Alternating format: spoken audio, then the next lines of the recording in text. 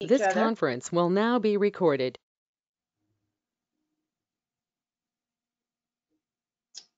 I'm going to give Chad just another minute to see if he can get a hold of Dan. Yeah, Chad already said he was going to get a hold of Dan. Right. Yeah, he's on his way. He was just having some technical difficulties. Chad, why can we not see each other? Well, I can see everyone except for you, Mayor. That's true. My camera's grayed out. You may, let's see here.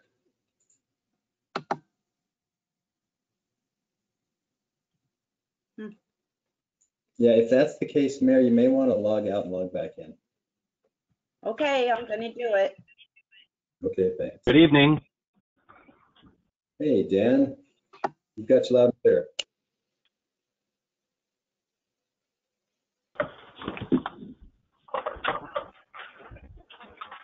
Christy will change your name here soon.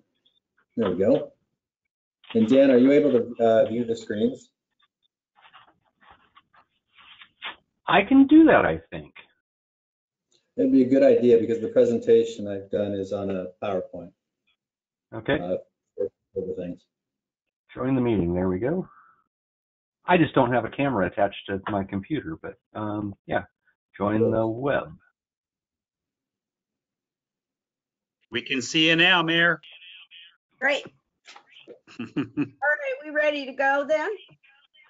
I think we've got everybody. Dan was just getting ready to log in online.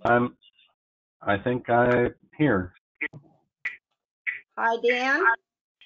Yes, ma'am. And Dan, you probably want to mute your computer. Okay, so Gerhardt City Council will hold an online work session today at 6:30. The purpose of the work session is to discuss the 2021 Employee Handbook Draft, 2021 City Council goals, and to view a fire station presentation from city staff.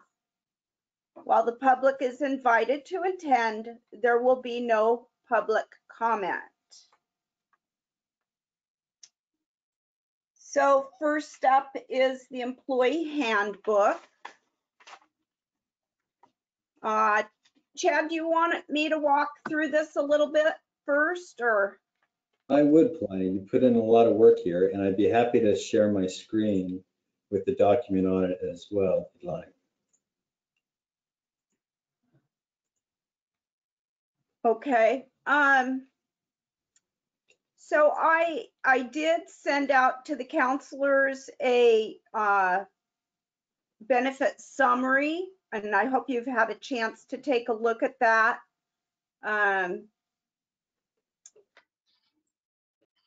there any, I'm just going to go through this using that as my list, but the first item is the work week. Do any counselors have any questions about what is proposed? No, that looks pretty clear. Basically a 40-hour work week, and overtime is accrued after 40 hours. There was a recommendation to change the business hours from 8 to 12 and 1 to 5, since we're closed for lunch, but currently the draft has us open from 8 to 5.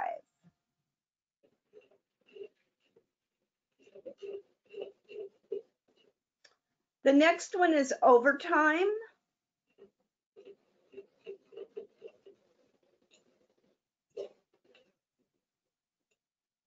I did have a question about overtime, and it's probably because of my background being private sector, but is it common for the public sector to pay overtime to exempt employees? To my knowledge, it is not necessarily common, but given the size of the departments and the scope of what I would call 24-hour coverage, it is still done, particularly in emergency services. So specifically fire and policing. I don't have any data on public works myself. And so we have kept that in the draft. Okay. Yeah, Brett, Peter or Chad, can you add anything to that? Yeah, I can add a little bit to this, Councilor Warren. What we did is we looked at the overtime and the amount of overtime paid to the department heads, which is Mark McFadden, Chief Bill Eddy, and Chief Bowman. And what we found is that the amount of overtime they got was much less in each department than it would be to hire another person. You know, at the highest point, it would be even about 2/3 or 1/3 of the amount of a new employee. The reason that we use this method is because we could give a higher salary to these individuals. It would bring them up, you know, from about, I think, 93 to about 118,000, and then give them, let's say, 3 weeks additional time off due to overtime or comp time that they would accrue. And that's just too hard for the city. We wouldn't be able to do without our police chief or our fire chief for those time, that additional time. So we felt that going back to the normal time and a half is most efficient and best for the way that this small city runs. It's not something that happens a lot, but there are situations where, as Chad said, particularly with smaller entities, where the job simply can't be done in 40 hours a week. And they're, particularly on a seasonal basis, there is a need to have folks work longer than that. And in those sort of instances, particularly if it really the need is like for one full time and then a 10th or a 20th, like in that sort of scenario, you know, I'm aware of some jurisdictions that do this. You know, the burden is it requires everyone to track their time, whereas normally in an exempt situation, they're just paid salary. But so I would say not terribly common, but it situationally happens.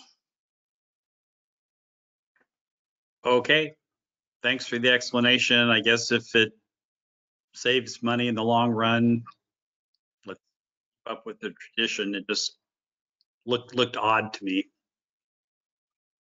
And we did, we discussed this for hours. I'll just say, we were back and forth and trying to figure out other strategies. And in the end, didn't come up with anything that would work better. I'm just going to keep moving on this list, and I hope I'm following what you have. I might have an earlier version, so I'll apologize to the counselors. But the next one is overtime authorization.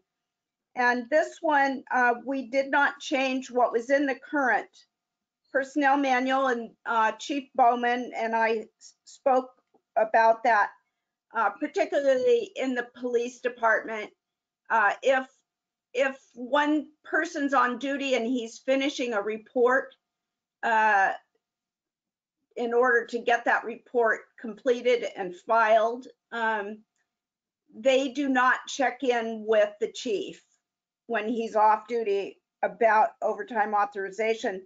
But you'll see in the content that the chief or the manager is still responsible to take a look at that before they put in time cards. Next, is there any questions, or I'm just going to keep going? Overtime assignments.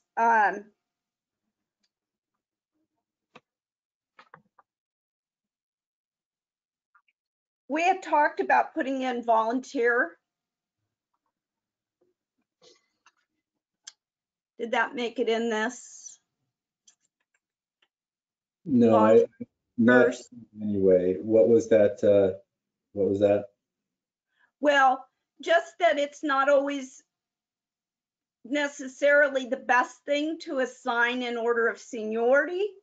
It can be done, and that is what the copy says. Sometimes you can ask for volunteers first.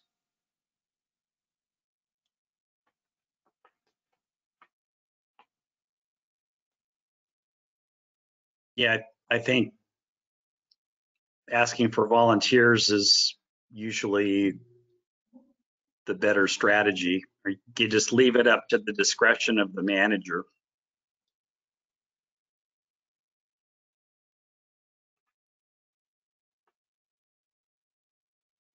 Did you just add that real time? Looks like you did. The next one is comp time. And for that, my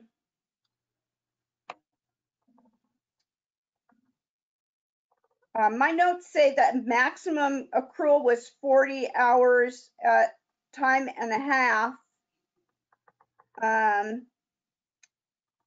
Our consultant suggested that the employee can decide between overtime and comp time. That's under statute, and so I believe we've got that in the draft. Bowley, however, says, and this was on a template of the, it was on a note of the template, which this draft came from the League of Oregon Cities. So it says that overtime should be paid rather than comp if it is budgeted. And we all know that we do budget a goodly amount of overtime. That is not in the current draft.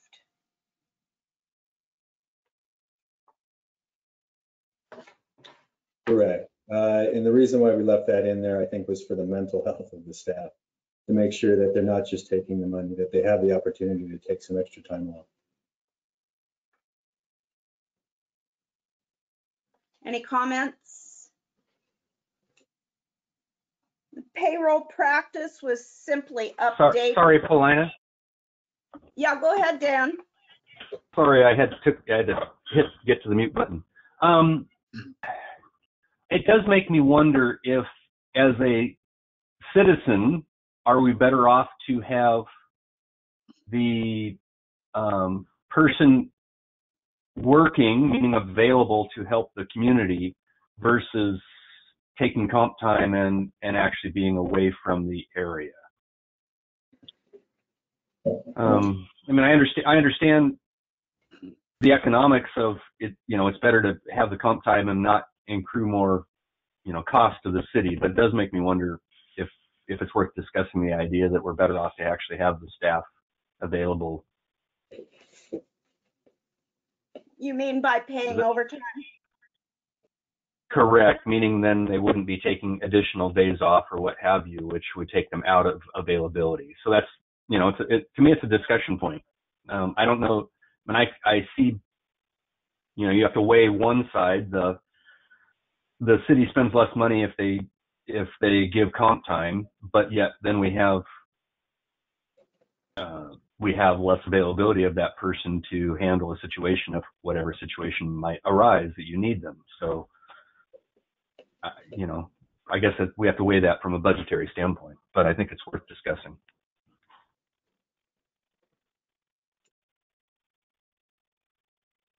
Does anyone else want to weigh in on this point before we move on?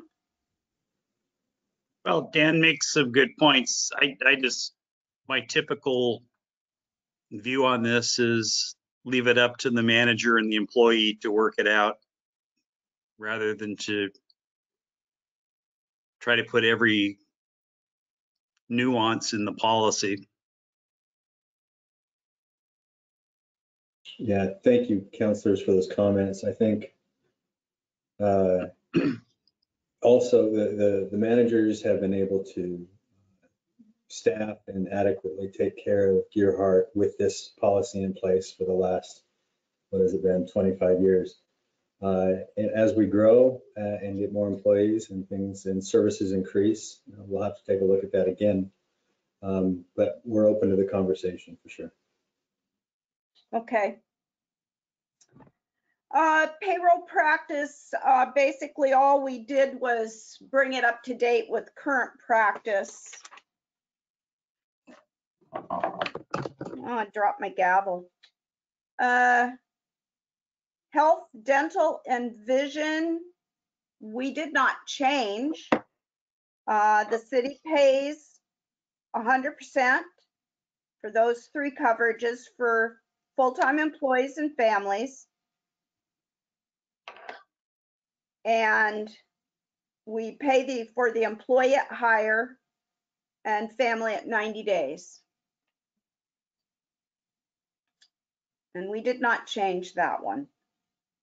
Just brought it forward. And counselors, just jump in if you've got something. Otherwise, I'm going to keep moving through these. Work comp, we just put in the template language on work comp. PERS, there is a piece in there on benefits, and we do the PERS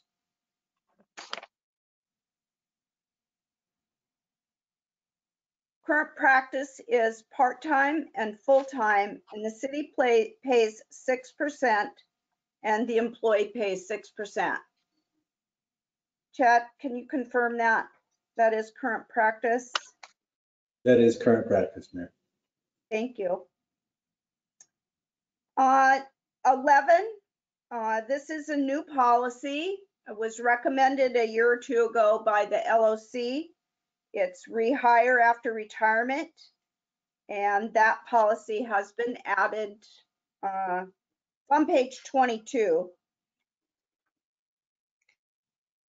The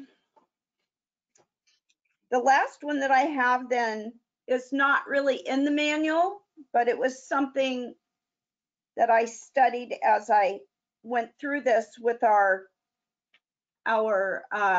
consultant. His name's Kurt Chapman. And he educated me a little bit about the use of city vehicles and vehicles taken home.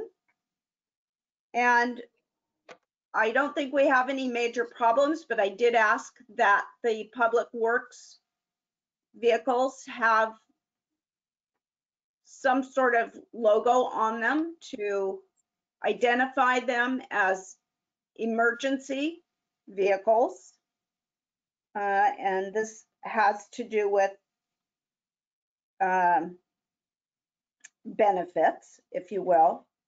And that has been done. There is an insignia on the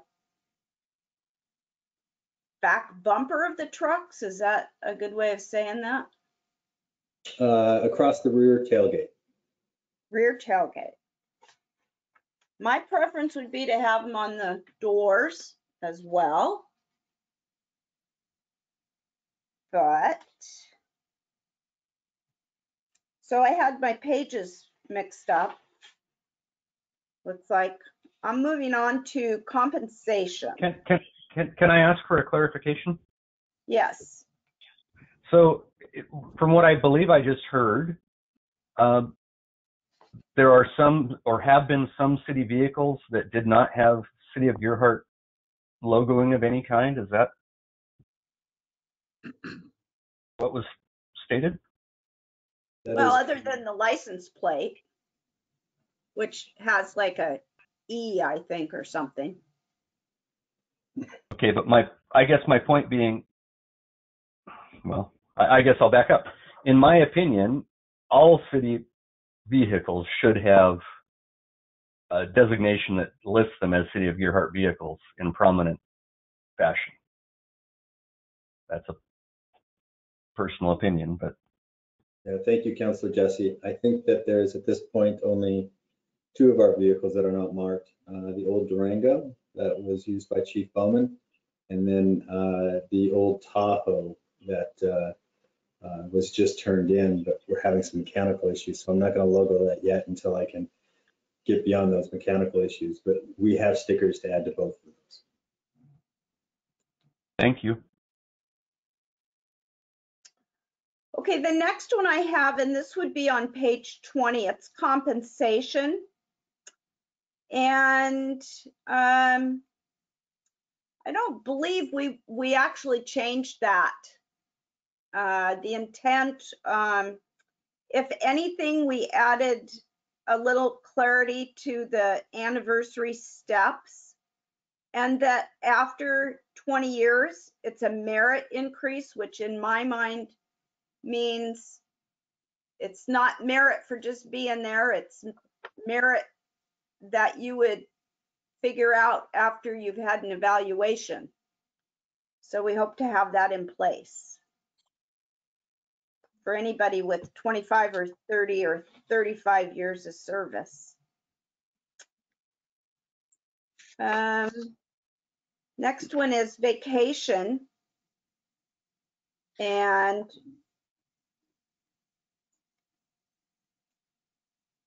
I'm just going to read this. Vacation accrual for part-time is in proportion to their hours worked. Full-time is the first year is 1 week of vacation. Then years 2 through 5 is 2 weeks. 6 through 15 is 3 weeks. And greater than 15 is 4 weeks. And I think on that one, I think the original was possibly 2 through 6 years. It might have been just written a little bit differently. And so we did a clarification that I believe would benefit the employee with getting an extra week of vacation 1 year earlier. And I think that was year 6, if I recall. We did this quite a while ago. I don't exactly remember, but any comments or questions on that? I guess I'm keep commenting. It seems odd to me that at 5 years you would go to 2 weeks, and then at 6 years you would jump again to 3 weeks.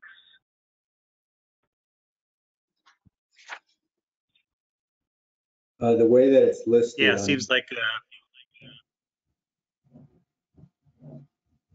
a pretty big jump for a very short increment. I'm reading line 2 that says 2 years through 5 years of service is 2 weeks or 80 hours. 6 to 15 is 120, and 15 or more is 160.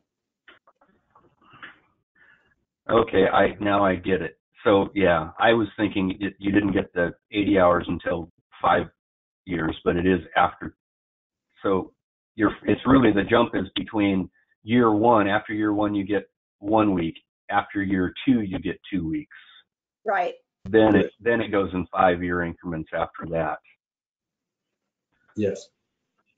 Okay. Sorry, I missed that as I was reading it, but it still does.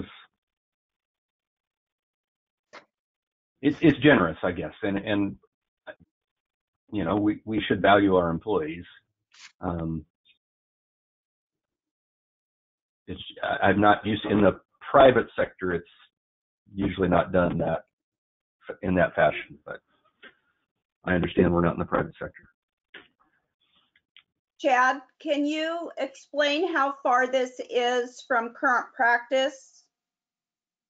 This is the current practice.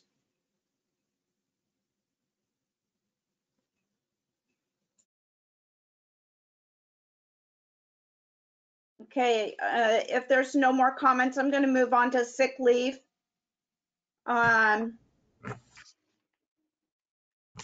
Actual practice is 8 hours per month, prorated for part-time.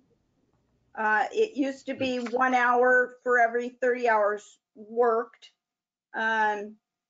Basically, the 8 hours per month is what was recommended that we use, and also to add that it can be taken in 1 to 2 hour increments for dental or medical appointments and such. And I believe that's how that reads now.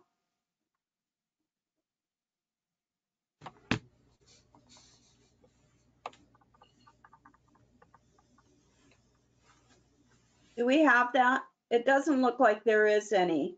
No, in the bottom under eligibility, we say paid sick leave may be used in 1 hour increments. I can change that easily to 1 to 2 hour increments.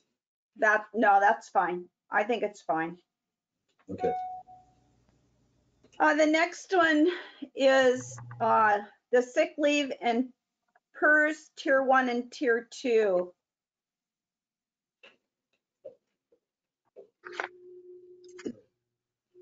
And this is a benefit which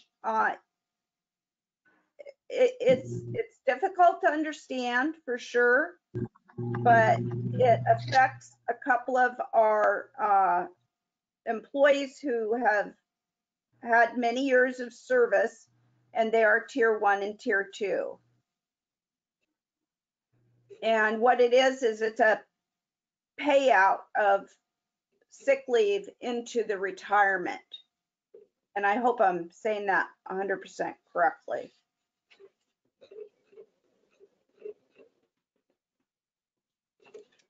And these are kind of by statute. I mean, they're the way it's done all over the state. And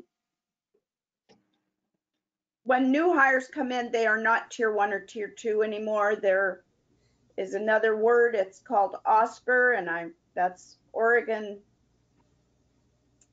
Well, it has to do with public employees. I'm not sure what the S is, but it's a group that everybody else is treated with, and we follow those rules. The last one I have is holidays, and our current practice is 10 holidays. The old personnel manual had 9, and Veterans Day, since that other one was since the other 1995 edition was done, Veterans Day has become a state holiday, and so it was added. And it is our current practice. And that's all I had prepared.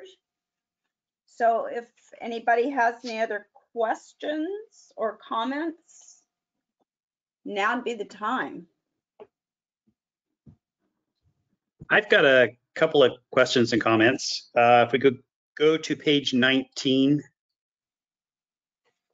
of the packet, the top paragraph, last sentence says members are encouraged to consult with an experienced wage and hour attorney about their current comp time policy and practice. Wage and hour matters are not part of CIS pre-loss program. I was wondering if that's really supposed to be left in the final draft. It looks to me like a comment from the template. Yeah, I think you're right. supposed to be scratched out. Right.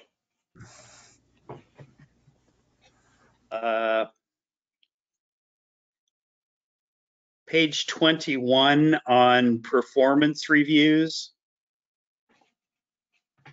It says that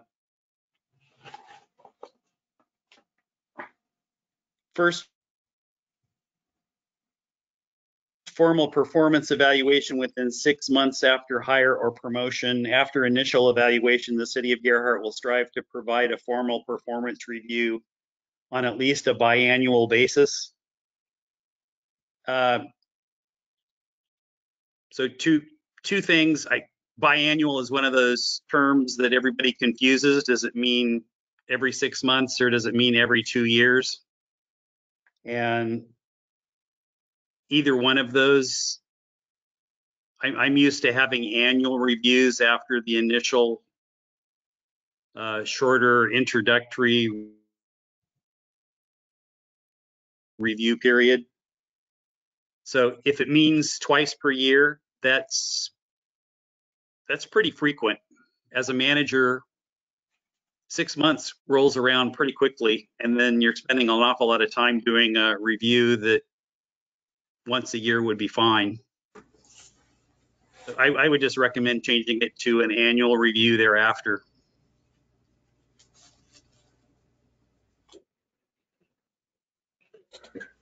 I think the intention was once every 2 years when we discussed it. Is that correct, Mayor? Every 2 years is the best I could get.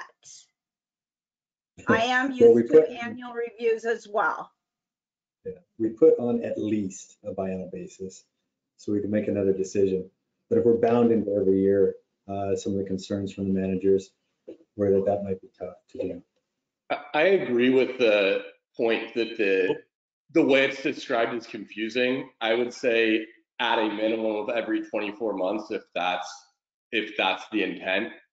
Because where there is exposure is where someone's entitled to a review or can claim they were entitled to a review, and then if they're punished or terminated and they haven't had that timely review, that's where the city begins to have some potential liability. Because the argument will be if there were performance issues, then those should have been disclosed to the person in the form of the review, and because that review didn't happen timely, they weren't, and so then that, it just creates all sorts of problems.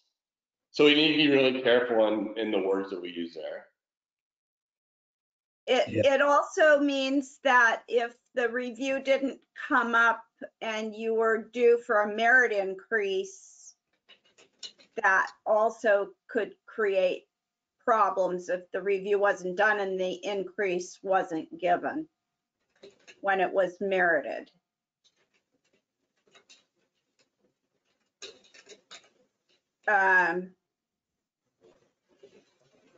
Managers will just have to definitely be mindful of that if we leave it at every 24 months. Mind you, there was no performance evaluations in place in the 1995 edition. So this is a new structure being added. And also under contract, I have my review every 12 months. Right.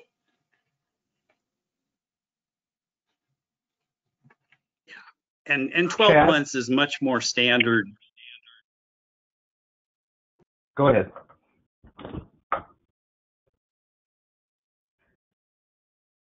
Go ahead, Brent, and then Dan. Oh, okay.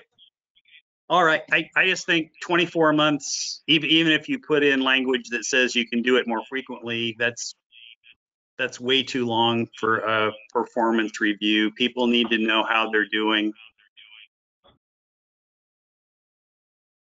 both positive and negative.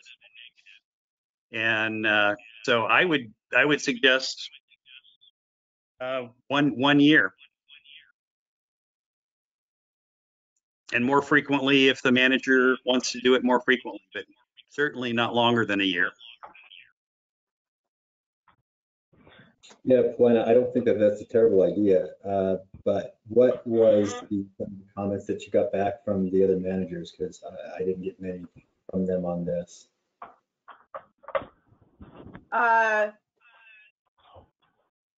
Nothing to speak of. Okay. Well, I think that being said, 12 months is not possible.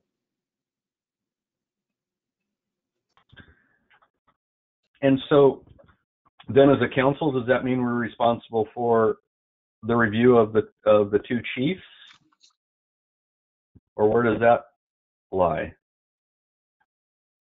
Well, the fire chief actually reports to Chad.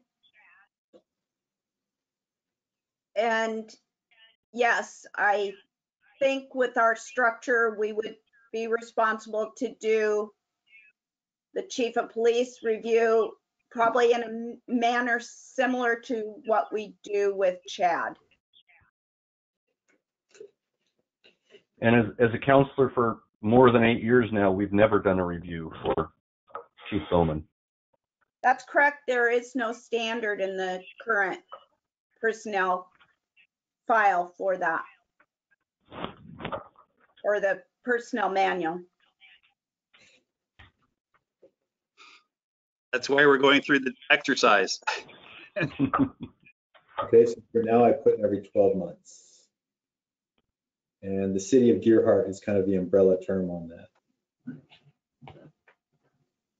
So I would just say counselors continue to think about this, because this will go to a public hearing before we get it approved, and a final approval at a council meeting.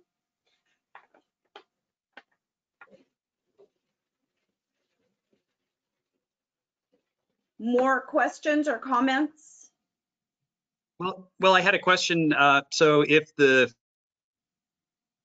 fire chief reports to Chad as the city administrator, the structure differs from police to fire department. So Yeah, they report to the city council or the mayor, and not the city administrator. that is correct.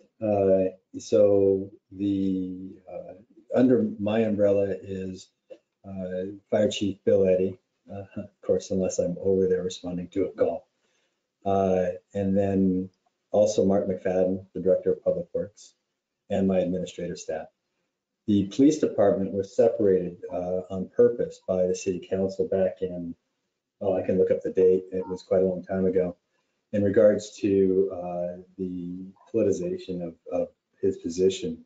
It was much better to have a body of 5 in charge of somebody who maintains the municipal code and laws for the city of Deerheart. I can find that document and read you parts of it if you'd like, as to some of their other reasonings. And that's very unusual. No, if I'm fine with taking.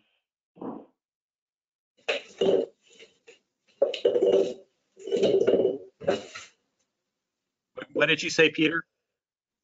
I said this arrangement is very unusual. Normally, city councils have 3 employees: the city manager, the city attorney, and the city judge. And normally, or in most jurisdictions, the police chief would be under the city manager.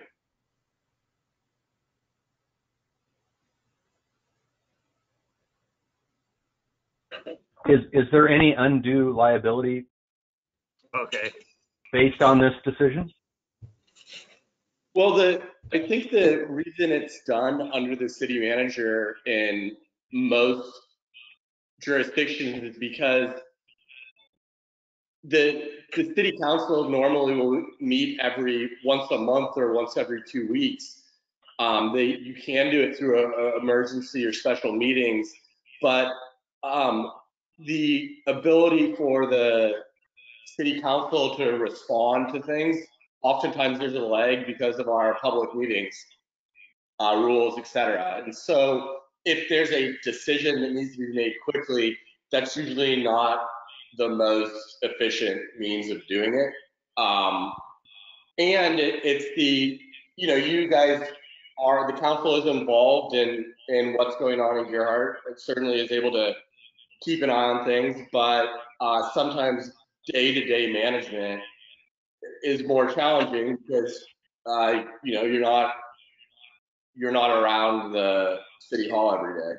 So I think that's normally in many instances you see the 3 employees of the city. There are exceptions, like the city of Portland doesn't have a city manager. It's a mayor run system, but in that case, the police chief reports to whatever city councilor or the mayor if they designate them to report. But so it's not as if it's uniform around the state, and it's well within your ability to determine what's best for Gerhardt. It is unusual, though.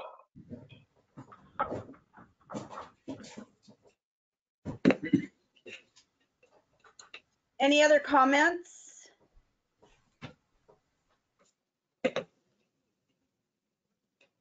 I'll look that item up in regards to the ordinance that was passed and the reasoning for which that was, and I'll report back to you folks. It seems Okay, that that would be helpful to know. it seems that at some point in the past, the structure in Gerhardt was more similar to the Portland structure, with a counselor liaisoning with a department, but it's not something I have studied or know very much about. I've just heard that. I think one of the reasonings, if I can remember back, and I'm doing my best here, was that, for example, the Portland police chief is under the, I think the mayor alone, and the city administrator also helps.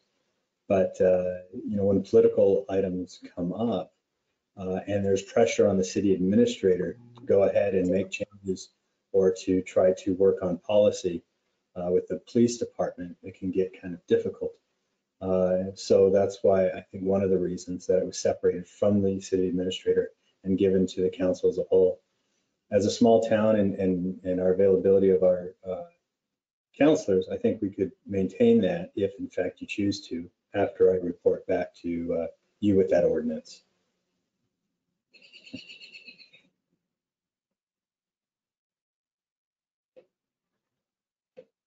I'm fine with having the council as a whole be responsible, or the mayor and city attorney. Either one is fine as long as we do it on a regular basis. There should be an annual review. I do have annual review documents ready to go for the chief of police and the fire chief. They haven't been implemented, but they are ready to go based on the job descriptions I was given 6 or 8 months ago.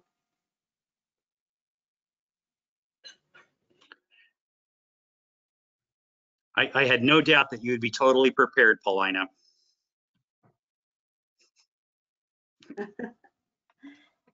Just saying, project's been a while.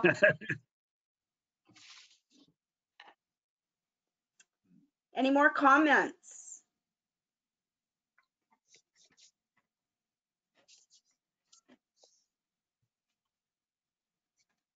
Carrie, if you're talking, I can't hear you.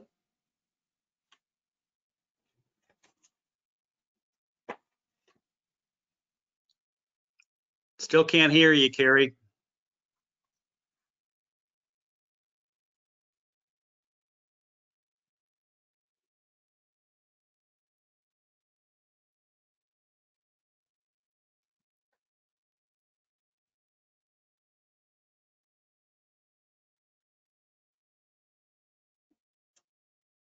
Can't read it.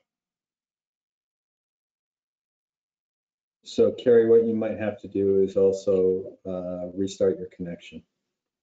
I'm not sure what the issue is, but sometimes that fixes things.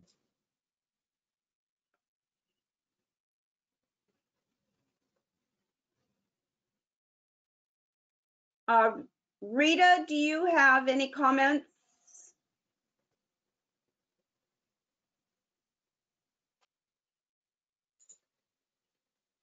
Not sure I can even find Rita. Rita fell off the call a long time ago.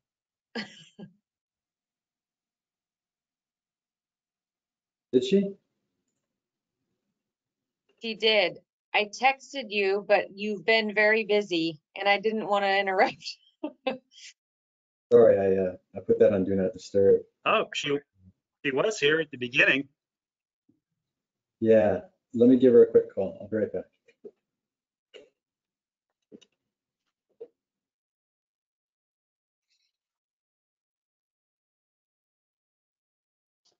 Okay, we're going to pause here for a couple minutes. Okay. I did have a couple more questions and comments on manual when we resume. Okay.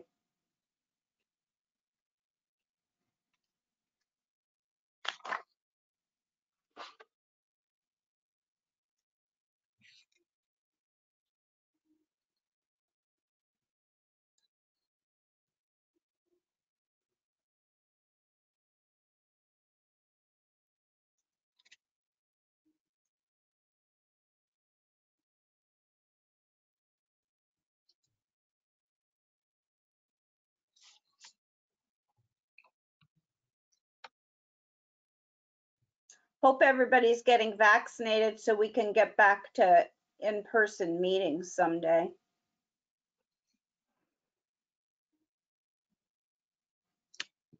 I got one shot. Big thumbs up.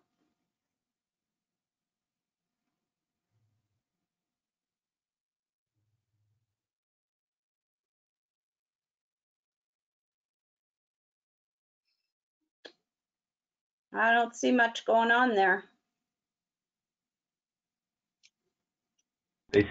People seem to be dropping like flies.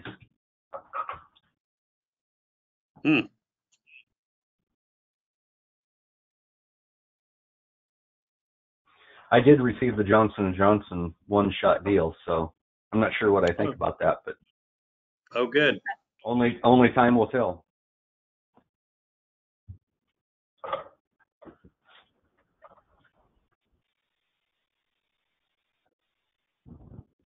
It's better than nothing, Dan. Absolutely.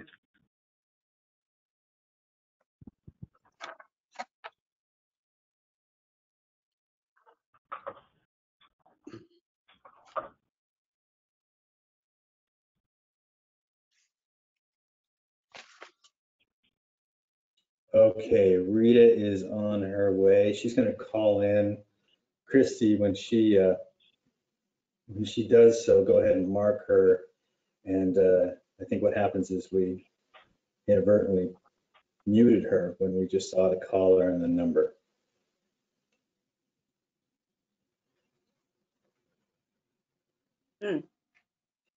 And Carrie's coming back. Sure hope so.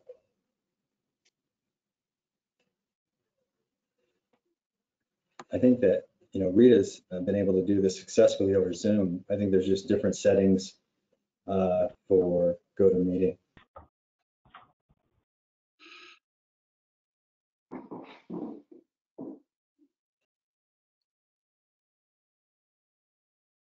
At one point, Gary's back. oh, there he is.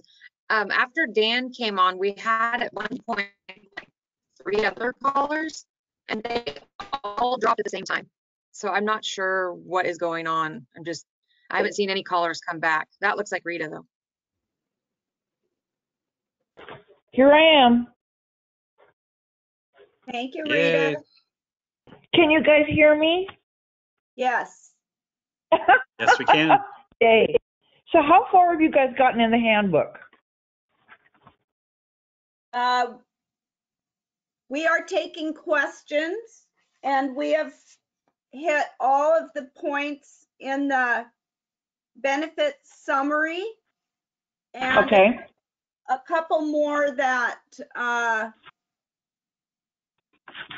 Brent brought up. Okay, well, I have a few questions, and if you've already figured it out, just say, we know about that. So under the no harassment policy, back on page 7, does that include, well, it looks like it includes all activity, no matter whether it is during workers' hours or not. So if somebody violates if somebody harasses somebody and it's not during work hours, does that count? If a employee is harassing another employee outside of work hours, then it would count. Can you still hear me? Yes. Okay. Yes. So on the next page, on the middle of the page, in bold lettering, it says, such harassment is prohibited whether committed by the City of Gerhart employees, by non-employees, or members of the community. What does that mean? I mean, if somebody, Joe Blow, is walking down the street, he's a member of the community. Does that policy apply to him? What it would mean is that if a member of the community walked into the city hall and began harassing one of our employees, that would be unacceptable. Or if one of our employees was harassing a member of the public at City Hall, that would be prohibited. So if a member of the community was harassing me, would that count and wasn't on city property? So where this most often comes up and why this is written so broadly is so that in some extreme examples, members of the public are then trespassed from the city hall. Or that the city is able to take other steps in order to protect the employee from a member of the public that might be harassing them. Okay, I have a few more questions. I'm sorry, my cat is meowing in the background. Hold on. Oh, she wants to be here, but she doesn't really share. She wants to be on my lap, but she doesn't get to do so. So, okay, did you guys talk about the on time and a half on non-exempt versus exempt employees? We did. So did you decide who was exempt and who was non-exempt?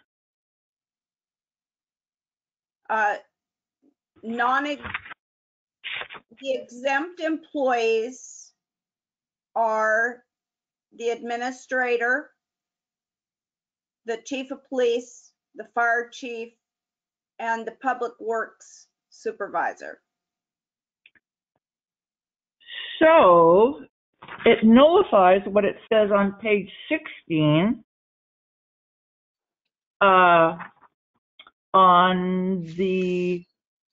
when it says all employees are defined by federal and Oregon law as either exempt or non-exempt. So we have determined who is exempt and who is non-exempt. So who was eligible for overtime and who was not? We did go over this at some length, Rita. So okay, I'll move on. Short answer is everybody's eligible for overtime, even though they are exempt. Except. All right. Okay, that's fine. I won't take up any more time, but I'm moving right along. Okay. Okay, here's another thing.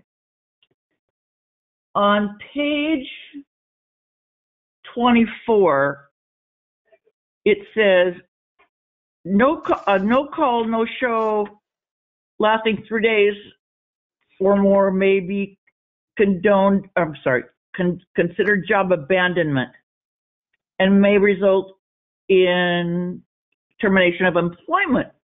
one on page 47, it seems to contradict that. Did you guys refer to that at all? No. Okay. Page 47. Okay, there it is. Third paragraph down from the bottom of the three sentences up. It says, employees who miss 3 or more consecutive work days without contacting their immediate super are typically considered to have resigned their employment. So which one is it? Will they may be terminated, or is it they will be terminated? Aren't you guys sorry you got me on this phone call? Not at No. all. I just have a lot to say here. So yeah, so which is it? Is it they may be terminated or they will be terminated? It's typically considered job abandonment, and it's definitely a fireable offense. Well, will they be fired? Well, this If says it's a fireable offense, then they're fired. this says sign, so This does have implications for unemployment.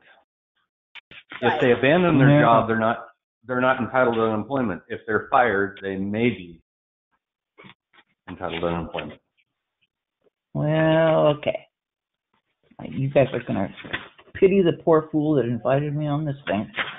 Okay, so the other thing I have, which I won't take a lot of time, is, I'm just turning my pages looking for my notes, is that the corrective action discipline policy, excuse my language, but it sucks.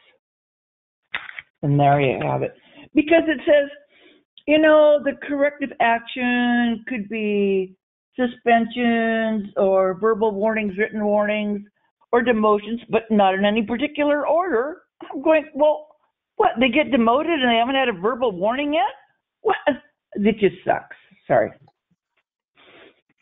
Thank you for that. I think that if we were going to keep ourselves out of trouble with LUBA, we do write people up in their employee folder prior to doing any actual corrective action. So that's just a policy that we're in. Well, I mean, it should be in order. It should be verbal warning, written warning 1, written warning 2, written warning 3, and then you're out. That's it.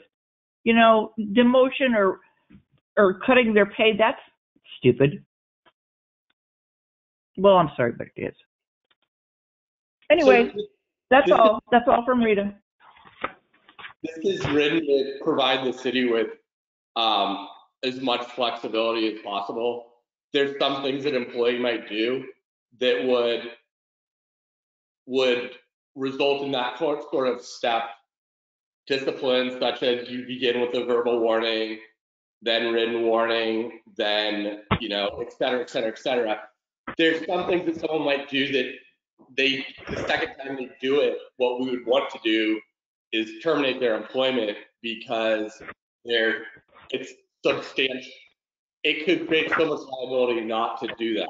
And so what this prevents someone that, let's say someone's warned about behavior, receives a written warning, and then, you know, has a major incident, it would warrant termination, which we would work with CIS in order to make that sort of determination. But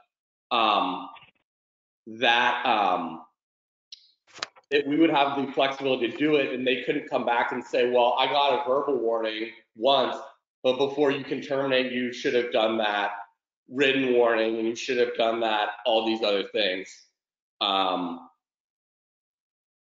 So, you know, that's kind of what we do to give us maximum wiggle room, and that language has been highlighted that action could be taken to terminate or at the first or subsequent offense. Well, then on page 24, on the second paragraph down, there is a sentence that says the first instance of a no-show, no call will result in a final written warning. So that indicates that they haven't been giving the first or second warning. I mean, as soon as you have a no call, no show, it's your final warning. Well, I don't know. Just it implicates the fact that there might have been a couple before, but it doesn't specify when or where. Just a final one. And because in the discipline process, you don't say that there's any written warnings before that, why would this be a final one if there was no prior one? I don't know. It was confusing. Rita, do you think you could redraft those 3 places into something that makes more sense to you and still gives us some flexibility? Would you mind taking us clarifying it? Well, Mayor, you've done such a great job on this handbook. I couldn't have done it like you did it. And no, I don't think I could do it any better than you guys did, because you guys put a lot of work into this. I'm just saying there were some parts that were confusing. That's all. And I don't mean to demean this whole thing, because it's a great thing and we finally have one. But I couldn't do it any better than you, Mayor. Well, I'm not sure. Like I said, you're going to pity the poor fool that invited me on this call.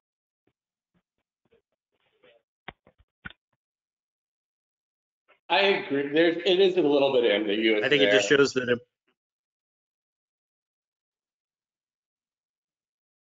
Well, Chad, for tonight, can you just keep those areas that she called up highlighted so that we can circle back to them before we take this to the council and try and clean up the language a little bit?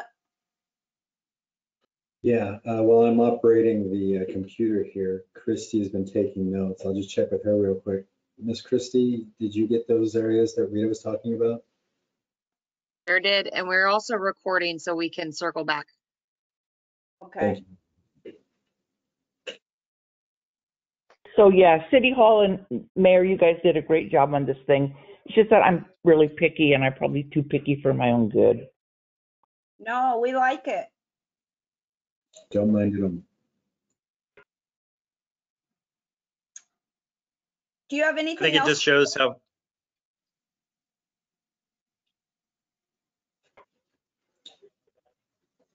Carrie Smith. Who were you talking to, Mayor? Yeah, unfortunately, Carrie Smith, we still can't hear you. You may want to, Carrie, go ahead and also call in on the number that's provided online. Use your phone and then just look at your screen. At that point, we can mute your screen and things should work out better. I do look forward to going to Zoom very soon. You're working on that project now. Okay, well, while Carrie works on that, Brent, do you want to go ahead? Sure. Well, since I need to compete with Rita now for being the most picky, so page 17, close proximity is one of my pet peeves, because close and proximity are the same thing. It's like it was written by the Department of Redundancy Department. So if we just say, if we just say that the lactation room will be near or close, or will be proximate, and any of those would be fine, but the redundant close proximity just drives a like chalk on a fingernail on a chalkboard. Let's see. I had a question on page 25, the pay rate and carryover. The last sentence says sick leave is meant to be used or carried over. 1/2 of an employee's accumulated sick leave will be paid into their PERS retirement after separating from city employment. So what happens to the other half of the accrued sick leave, does it go away or is it paid out in their paycheck, or what happens there?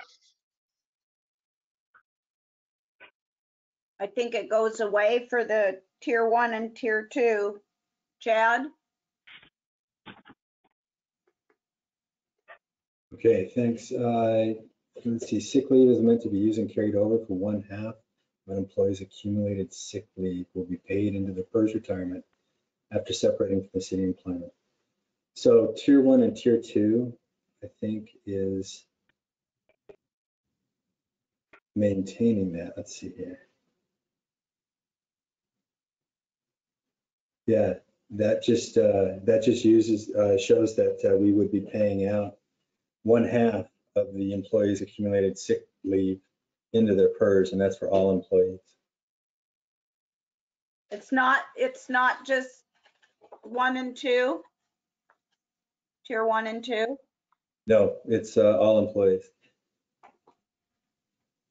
We could, I mean, under law, we have the ability to make it just 1 and 2, but the other employees that have been hired up until this point have expected this policy as we've been running before.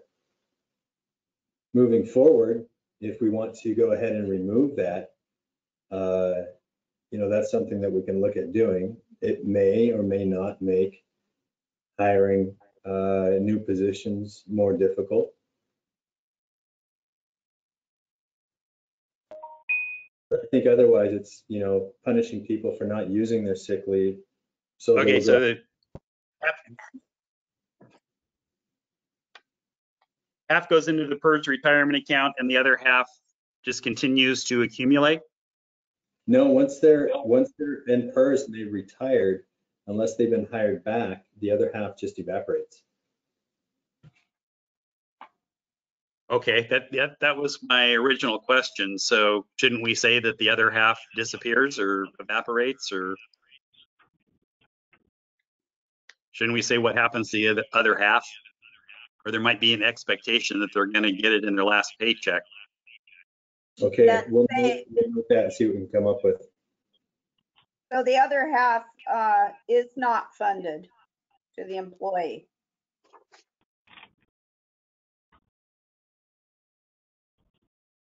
Right, but we should say that.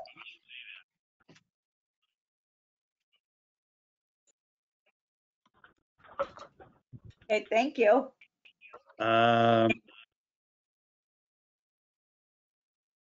Page 29, I was confused a little bit. Up at the top of the page, it says, employees who are eligible for crime and victim leave must use any accrued but unused vacation sick leave during the leave period. I lost track of which leave period and which page are you on, Brent?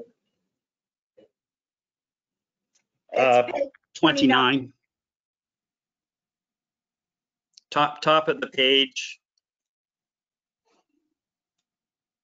Employees who are eligible for crime victim leave must, and the first bullet point is use any accrued but unused vacation sick leave during the leave period.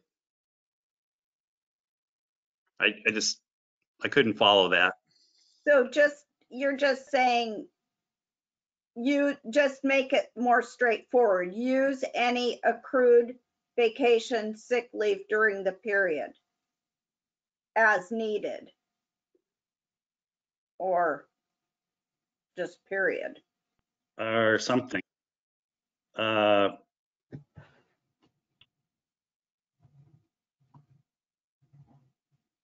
Yeah, I'm not sure what it's trying to say. So just, it needs clarification somehow. I think they're saying it's not time off without pay, and there's no other fund to pay you. So it's use vacation and sick leave, and those are your options.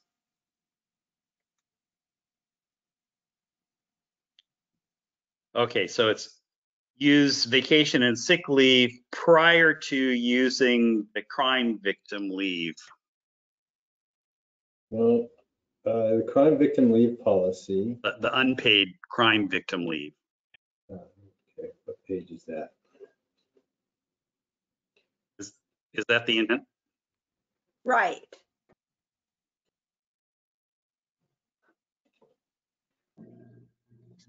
So yeah, page 29. Use any accrued but unused vacation sick leave prior to using unpaid crime victim leave. Where do you see the paid crime victim leave portion of this? Well, it's paid if you're using vacation or sick leave. Yeah, but you're using the vacation or sick leave first, and it also says that the crime victim leave is unpaid. The idea is that Right. the person could go on leave to participate in a trial or whatever else it is, using crime victims leave, which is unpaid. But before you can use unpaid leave, the idea is that they would use all their accrued vacation and sick leave. So if they needed to participate in a civil proceeding that was going to take 30 days, then before using the unpaid leave, they would use all their paid leave. Right. Okay. They would probably want to do that anyway. I mean, my guess is they'd rather get paid than not be paid. But this is just to illustrate that they can, when they've gone through all their vacation and sick leave, at that point, they can use this clause to continue their participation. They just won't be paid during the period. Right.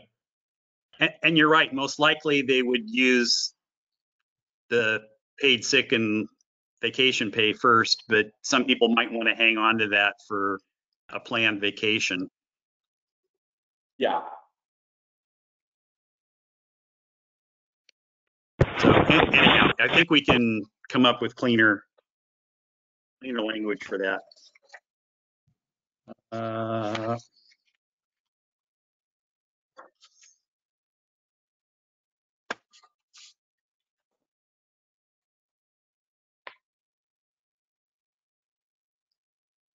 Oh, on the cell phone policy on page 36, how many paid Gerhard official city telephones do we have out there? Telephones, 0. All of the employees use their private cell phones, Oh, okay. but we do have, Because it talks about city provided telephone. but we do have tablets that I was are just in curious. police vehicles and in some of the fire vehicles, and those tablets are attached to a cellular program. So I think this covers those also. Yeah, okay.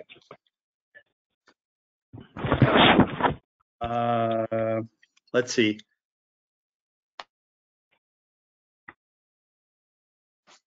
Page 39 on personal hardware and software. It's probably covered in this, but I've typically seen policies that specifically limit downloading or placing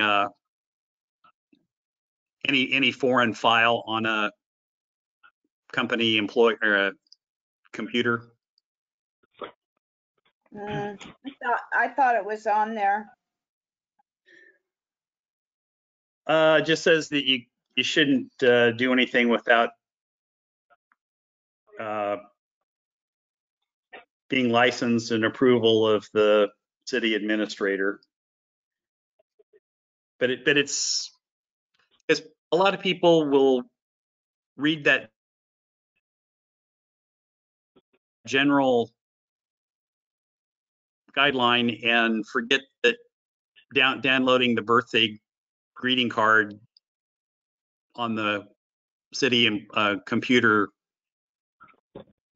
could download a virus along with it. But the more specific, the better. And under security, it talks about confidentiality, and unless encryption measures are implemented. Do we have encryption software? Yeah, we have a pretty robust security system attached to our system, both a separate device that is a firewall, and they're updated frequently. And we can send encrypted emails so they don't get intercepted?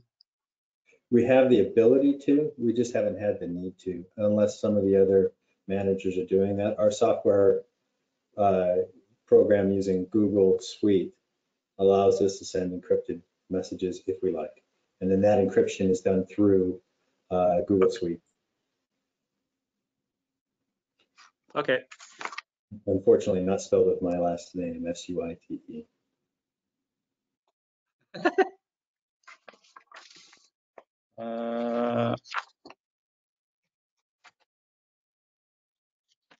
I think I'm done. Well, Counselor Warren, if you're going to try to up me on trivia, I challenge you. Okay. You're on. You guys probably, you probably have already dealt with this. On page 10, investigation and confidentiality. The second line, well, actually the first sentence says, all complaints and reports will be promptly and partially investigated and will be kept confidential to the extent possible, consistent with, and then there's an apostrophe S. So I think you've left out a word. Like consistent with what's need. Right. Good catch. It would be the city's need. The city's need. All right.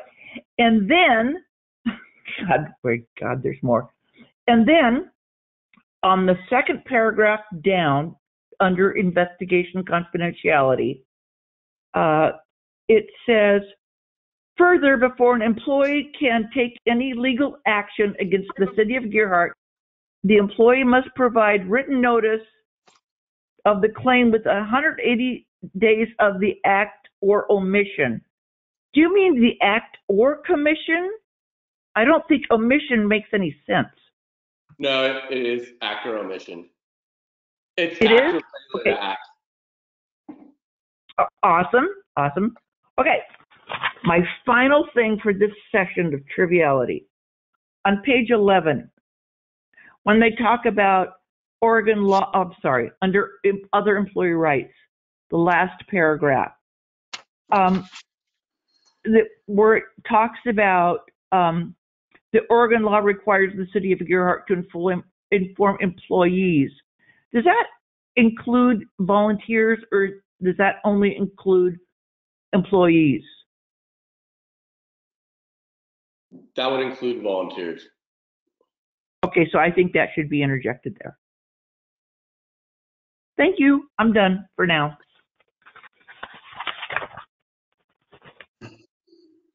Carrie? Do you have questions or comments?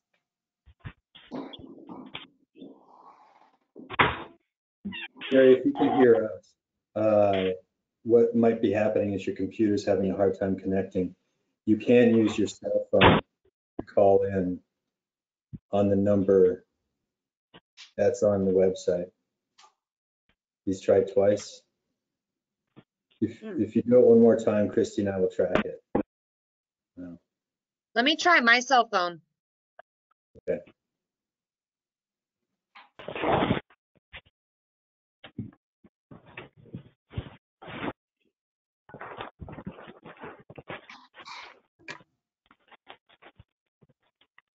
Maybe I can try calling Carrie.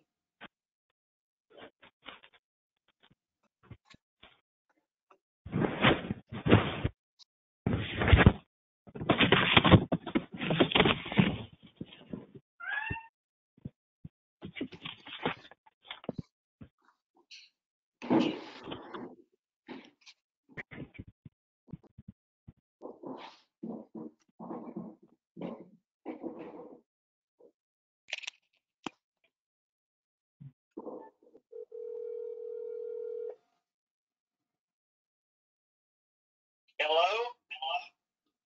Carrie, do you have any questions? I've got some comments. Can everybody hear Carrie? Can hear him 3 or 4 times, but we can hear him. I can hear him. Page 13.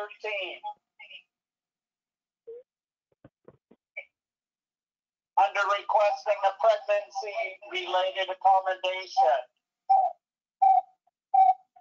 Second sentence down from the bottom.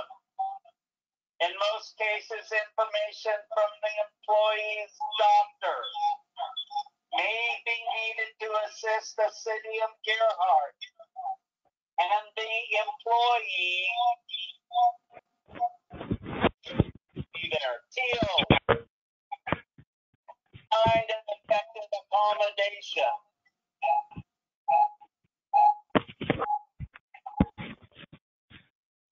Were you able to discern that? Yes.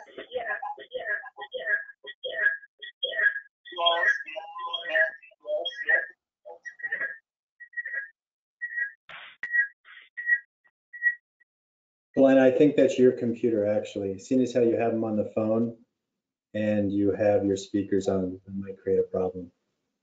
So you might want to just mute your phone. Well, you can't do that either. Yeah, this is really bad. Okay, I'm going to hang up. Chad, Yeah, Christy. I was able to call in just fine. I was wondering, since I have my computer muted, would you like me to call Carrie?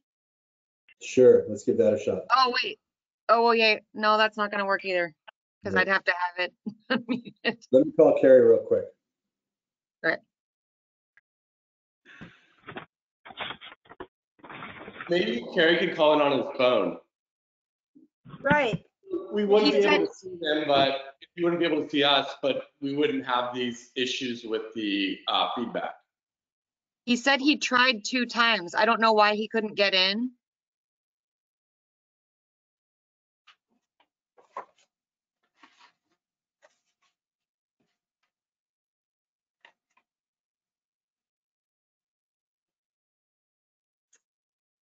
So we're at an hour and a half into this.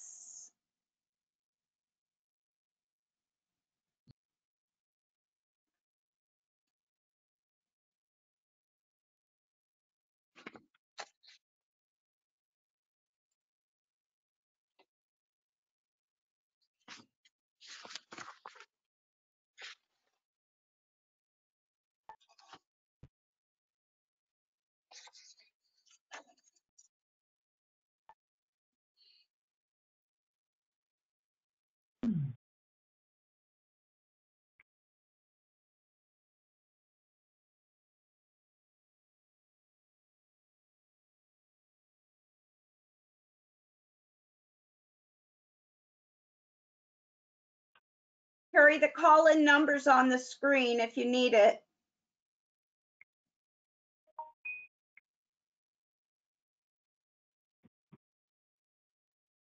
Okay, we're gonna give it a shot here. After the access code is entered, you have to push the pound sign. And then it mentions something about an audio pin, but we've never set that feature up. So you just push the pound sign again. Okay.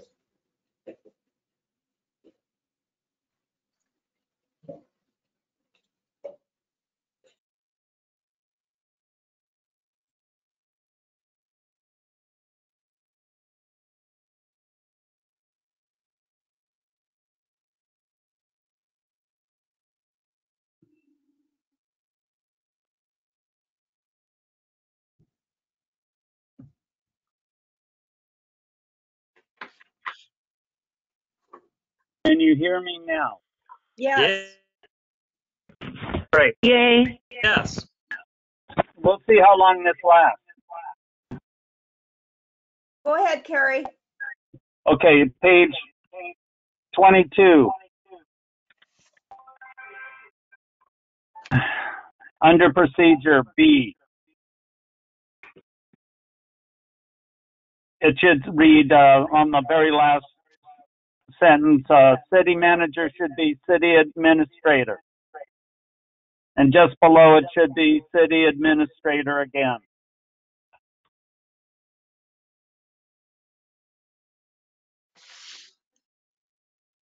Page 23, under PERS contributions and benefits. Just before thereafter, there's a .6 after the word city.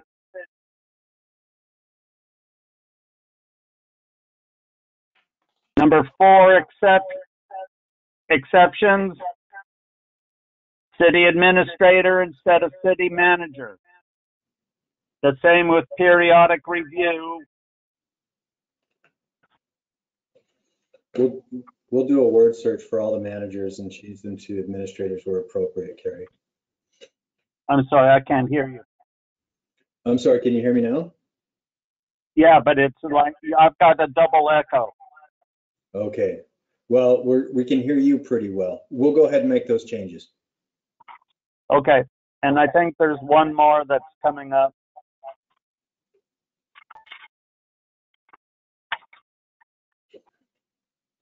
Carrie, what did you say about the 0.6? Oh, wait, there it is. I see it.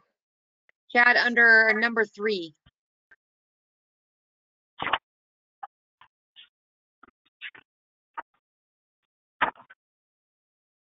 Okay, on page 44. Driving while on business. Drivers are to ensure that the use of prescribed or over-the-counter drugs does not interfere. Where did I go with that? Okay, never mind. That was my typo. Okay, and the last thing I've got is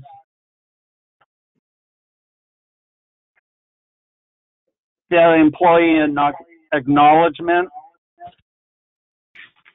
First sentence, I acknowledge that I have received and will read a copy. It should say have read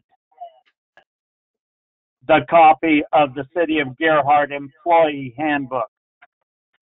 It's not, I'm going to promise to read it sometime in the future because that is not acceptable. They have to know what they're dealing with.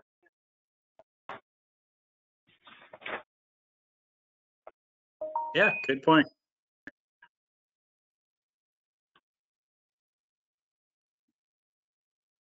Anything else, Carrie?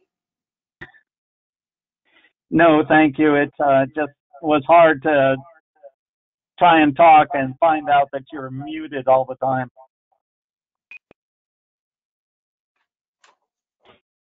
Are there any other comments at this time on the employee handbook?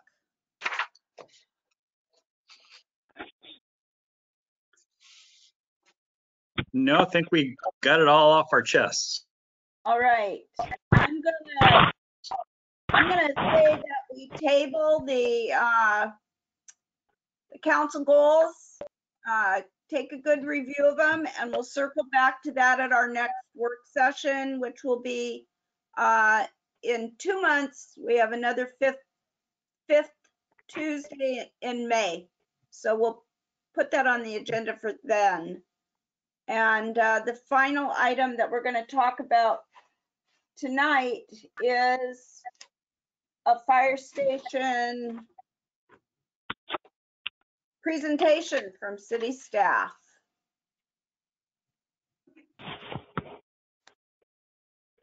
Chad, you want to go ahead on this one? Yeah, I'm working on that now here. Take me just a moment. Okay.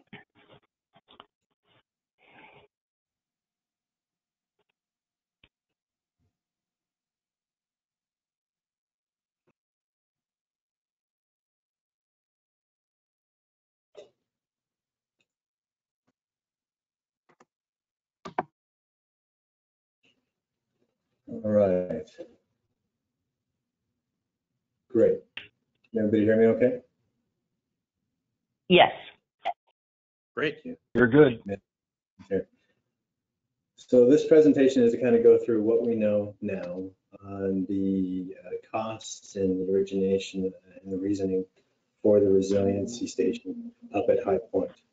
This discussion and presentation is focused on High Point primarily, and a few other points can be made throughout some other places. There had been some changes that last talked to some of you also in regards to the costs. We went ahead and went through change last time I've talked to the majority of you, and I'll describe that here in a little bit. So the background is pretty simple, and I know you folks have heard this before, but for some of the others, a measure in 2006, we placed it on the ballot. 558 Gerhart citizens voted, and it failed, 327 to 231. At the time, the plan was to build a large building, including the city hall and the fire department, police department, administrative offices. Costs were different back then, so were building codes, so were earthquake codes. So at the time, the bond amount was voted on was 3.75 million, and that has changed. 2015, after we the bond feedback, I'm not sure who that is. So in 2015, after reviewing, Christy, can you see that? It's Rita's phone. I'm afraid to mute her. Yeah, she came back a second time, so I'm not sure. Rita, if you're on your phone, you can mute your computer. And Christy, is she still there? He hung up, but I'll keep an eye out for her. Okay. So is it okay? Would you like me to carry on, Paulina, or do you want us to wait for Rita?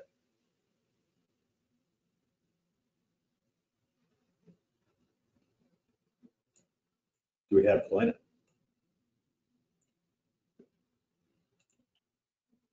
Go ahead, and I would just tell you, Chad, I can barely hear you myself. Rita is back. She's just hung up her phone and she's on her video. Okay, great. So can you hear me now better, Paulina?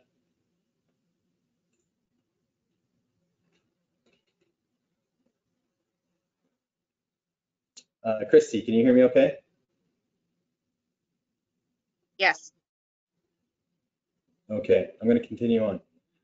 So the review we did in 2015 was kind of reassess the needs of the city, and the council put together a citizens committee to look at the concepts and locations.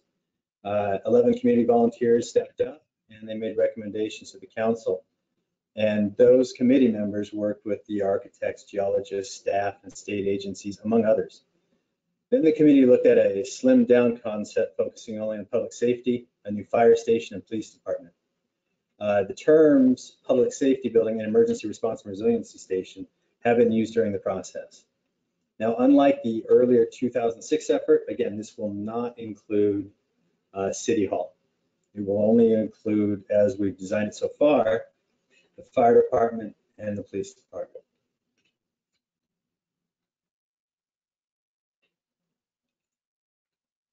So initially, we looked at 9 locations, as we talked about, up in the water tower area, up there near the Fraser property.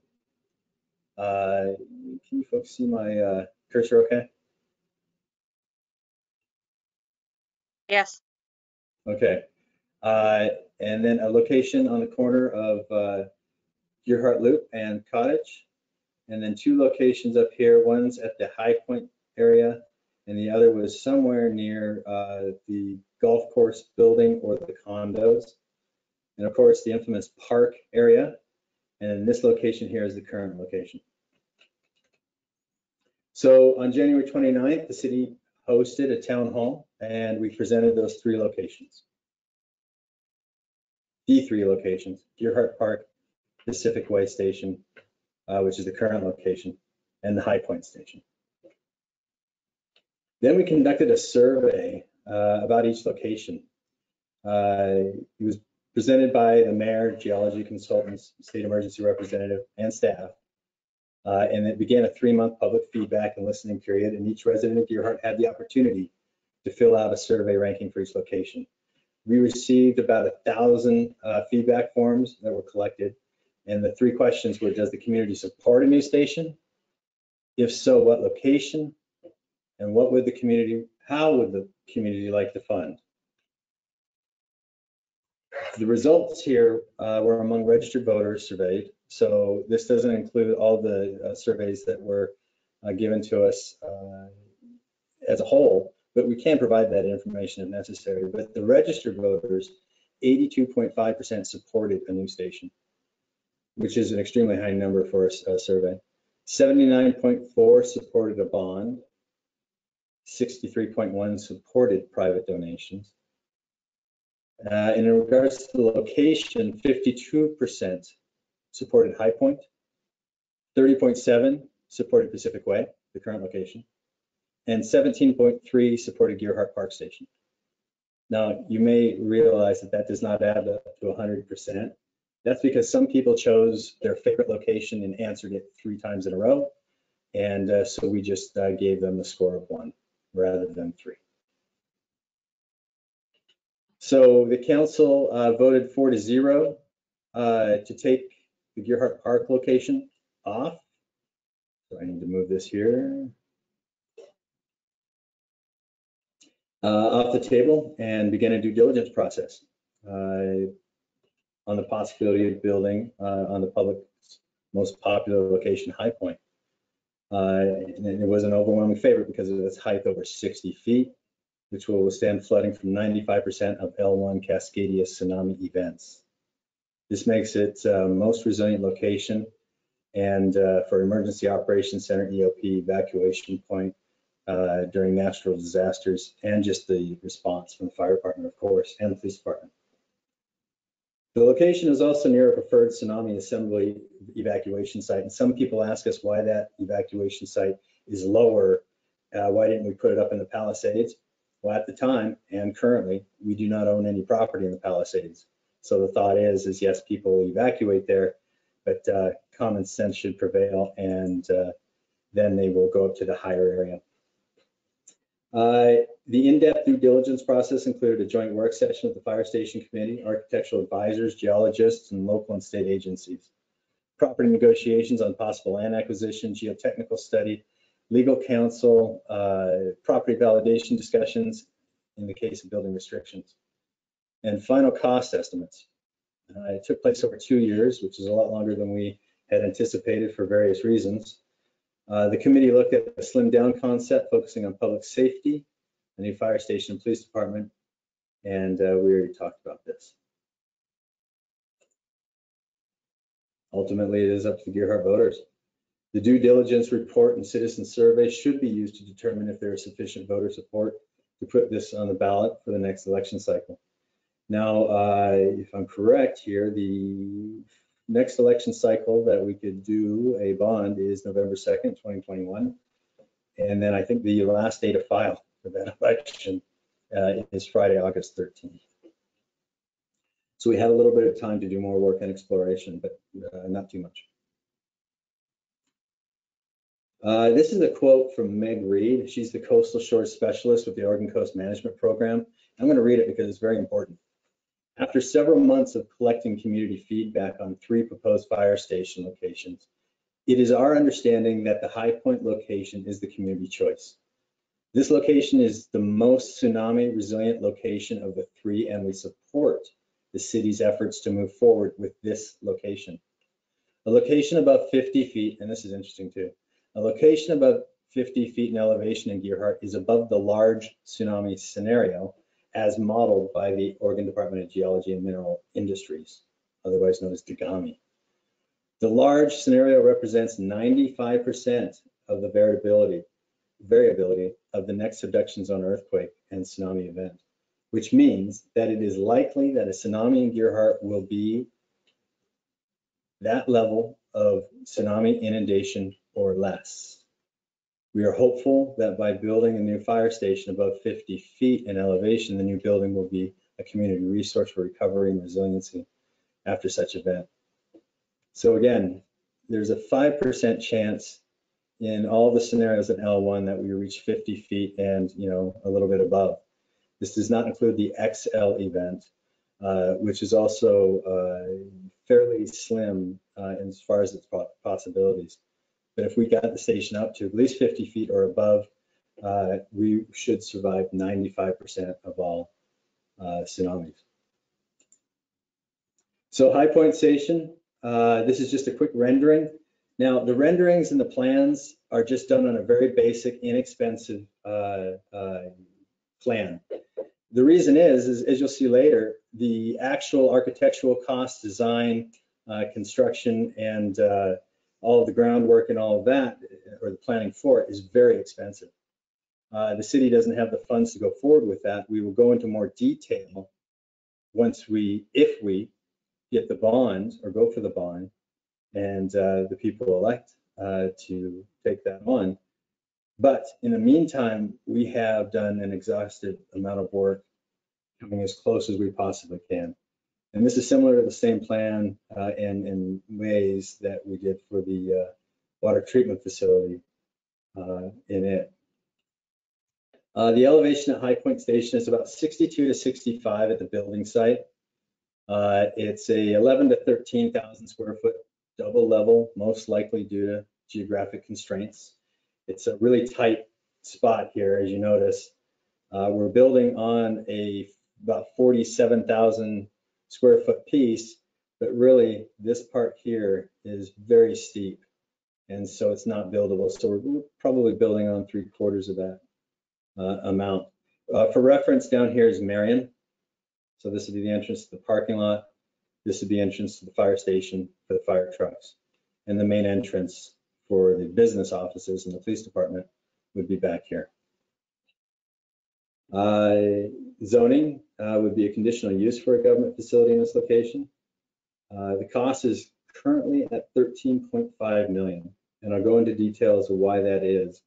It includes construction and property acquisition. No exception is required by Dogami or the city based on the 50-foot height level.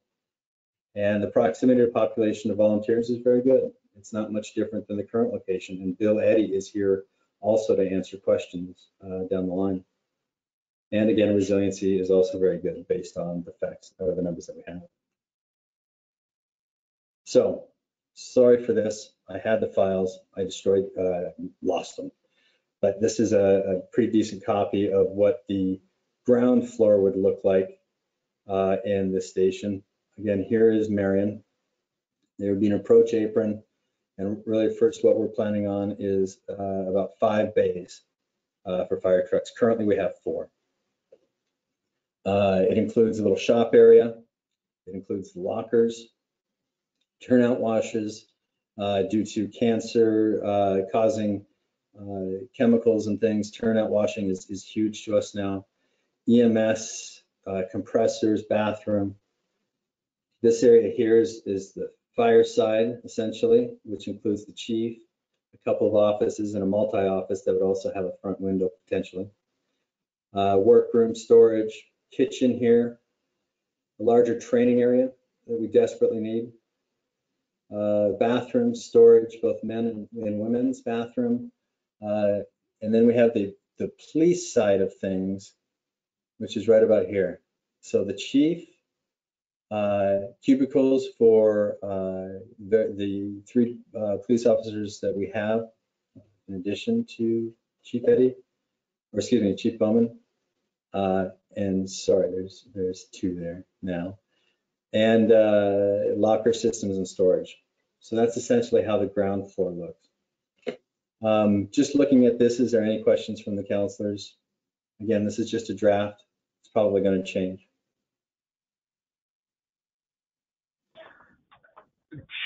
Chad, early on there was discussion about a like a comms room or a place for radios and things. I didn't hear you say that in this drawing. That would probably be this multi-office in this location or one of these other offices. And then also during an event, you'd be able to move the comms potentially into this training area where the EOP is, or at least a portion of it, depending on how things are, they come up. But the wiring and the comms and the CERT team would have space within this building somehow, and that's the intention. Okay, thank you. Now, just to give you a full picture again, there's a second floor on this, which is above the bays. The bays are still open to the second floor because we do need 13-inch or 13-foot doors, plus about another 4 feet for the roof structure and such. So on a mezzanine, up and down some stairs here, we would have the upstairs portion, which would be a small living area and study for our firefighters. Some potential dorms that we can use for an intern program that has been very successful to the city of Gearhart and given us a lot of value so far, but we don't have a place for them to stay. So these people have been working primarily during the day or weekends. And then a full men's and women's shower system that would provide for, well, we don't have any of that right now. We don't have a shower. It's one bathroom. And Chief Eddie can talk a little bit more about the dynamics of our volunteers and why that is so important. So this is kind of an interesting picture, kind of shows the dune, how accurate it is on Google Earth, I don't know. You know, here's that drop off that's on the side. This is the location. This is the house that's there. So essentially we'd be looking at this lot in here as shown by this aerial and this part of the map. The biggest issue we learned about during our diligence process is that no matter what location we build on, no matter what, there will be a much higher site prep cost than anticipated to make sure the building's up to seismic earthquake code risk category 4. The geotech study performed by PSI, Professional Service Industries, dated December 31st, 19, told us the following. I'm just gonna, there is a full report that we'll have up eventually. That there is a need for Rand aggregate piers or vibrostone columns to offset liquefaction concerns. This need is also stated in a geotechnical peer review memorandum that we asked Shannon O. Wilson, geotechnical and environmental consultants, to do. We asked them to look at the work that PSI did, and they agreed that that would be the type of foundation. Essentially, just the short story is, even though we're on top of a dune, and let's say we get a large Cascadia subduction zone earthquake, there's going to be a lot of shaking. In a building of this size and all of that, if the shaking occurs, there's a possibility that the land doing this could actually split the building, making it inoperable. With these type of piers, the system would shake and be held up and contained through the pier system or how they choose to conduct that.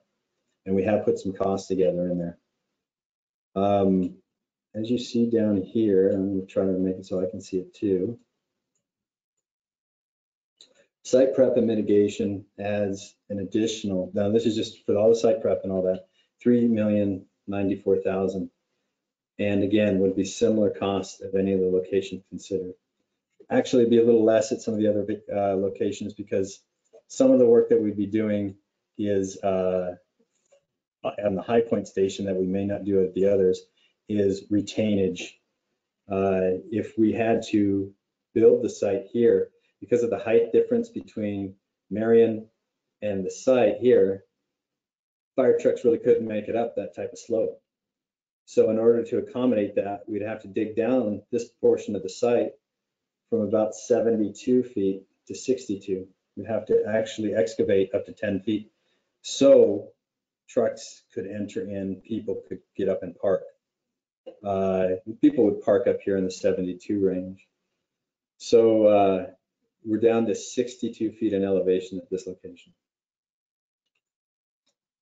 So the building cost estimates have been we've been carefully vetted over the diligence period. We made sure that we are maximizing square footage, minimizing unnecessary costs. The building estimates are similar to our initial estimates and represent the best value bang for our buck. There's not going to be really any fancy materials or anything like this. We want it to last and work, but it's not, won't have all the extra things. The cost spreadsheet represents the cost and the percentage and dollar amount of the bond, each cost. And the estimate total constructions cost for the building is 3.288.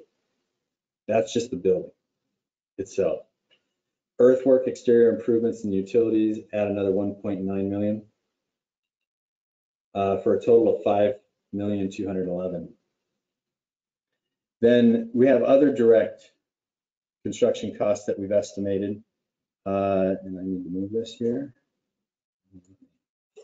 There we go. Estimation contingency at approximately 15%. So this is an addition on top of everything else. This is a contingency amount across all different sections was 781,000. Market location factor, because of the distance from a metropolitan area, it adds extra expense. So we factored that in at 5% at 299,000. And I say we, this is based on ACC Cost Consultants estimate that is dated 2/4/21, so recent. We asked them to update the costs. They can general insurances and bonds potentially up to 702,000.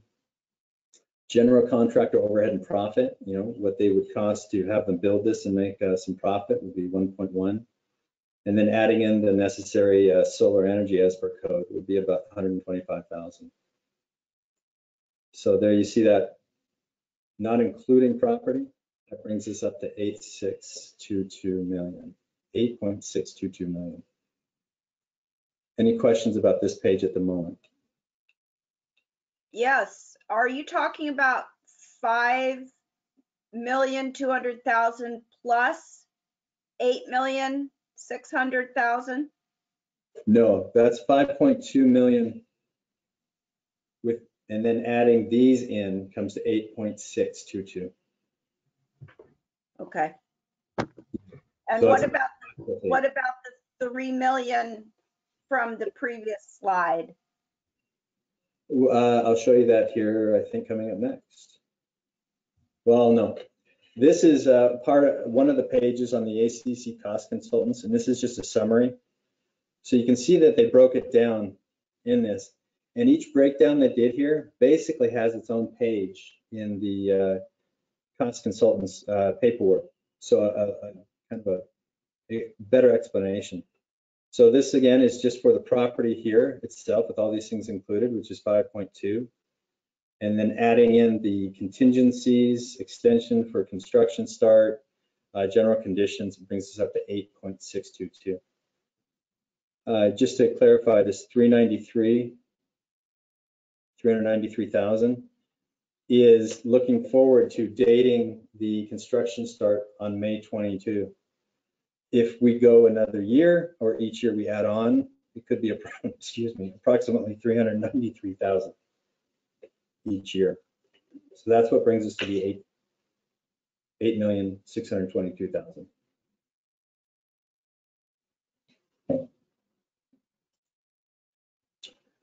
Other estimations that weren't included on the ACC budget were these, and this is part of what I figured out we had planned for earlier, but it wasn't on the latest version. Furnishings and equipment would be about an additional 30,000. Now, lockers and cabinets and I think desks, built-ins, were already included on the other part. This would be $30,000 in addition just to equip the fire station with the other things, such as desk equipment, chairs, training room materials and chairs, living room seats, that sort of thing. So I estimated that high. You know, it could be anywhere between 20 and 30. Architect and engineer design fees, I estimated it at the high point at 18%. That again is probably higher than it will become, but I wanted to make sure that we were very conservative in our numbers. So that just the architecture and engineering design fees could be 1.5 million. So now you understand why it is that we can't really get down to exact plans at this point because of that expense, but we've gotten as close as I think we can. Building permits, plumbing permits, and all of that will cost about $70,000. Some materials testing and removal could cost about $20,000. And inspection and testing fees above, such as concrete, metal testing, and all of that, will be about 50. And again, these are high. Well, these two are high. This is pretty close. So about a 1.6 million on top of the budget that ACC did. Chad, can you back up, please? Again, The math doesn't add up there at all. You've got 7140, 190,000 plus 1.55 is what, 16, excuse me, 1.74 million, I believe. okay, that is correct here. 5. Right. Yeah, so 1.74. I missed something in my calculation. I'll get back to that. All right, so we'll have to add about $100,000, and I think I know where that is. Take a look at that. So property acquisition costs and negotiation. So the estimations for High Point and location have been throughout this process anywhere between $2 and $6 million range. We've been working with the Murphy family and have come to a potential agreement of $3 million. The final purchase contract is yet to be signed, and so we don't have any contract at this point. Let's see here, and this is just again redundant. My apologies. So the estimations, building construction land improvements. Now this building construction land improvements includes all the digging to get it down, the foundation, the pavement, the landscaping, the sidewalks, the curbs, the drainage, and that sort of thing. Fees not included that I talked to you about is 1.75 approximately. That number's got to change. Land acquisition, if we go with this deal, would be $3 million. I added in amount for possible legal fees. I talked to Peter about that, and and he'll talk a little bit later, but this could be continued. And then another contingency just added up on top of all that for these things is another 100,000. So essentially we're looking at 13, about 602. So these levy rates that I'm about to show you won't change much by $100,000, as you can expect, but there will be a slight change. It'll go up a tiny bit. So right now, the estimated levy rate at that price is this, $1.02 per thousand assessed value. I'll go into that a little bit more, but the acquisition negotiation costs, agreement $3 million, yet to be signed. A full appraisal of the property has been ordered and should be finished in April. It's been very difficult to get appraisers at this period of time. But our rough estimations, talking to a lot of different realtors and looking at comps in other areas of Gerhardt, we kind of just thumbnail gave an estimation of, that should have another zero in it, my apologies, of about 2.7 million. And that's, again, the Murphy family has based it on 300,000 or 3 million. The reason is these two pieces of property, basically right now they've got two pieces of property bisected by Pacific Drive. So on this one piece of property, it could be divided into two. And on this one piece of property, it could be divided into two also. These potentially would have spectacular ocean views, and these would probably have partial ocean views.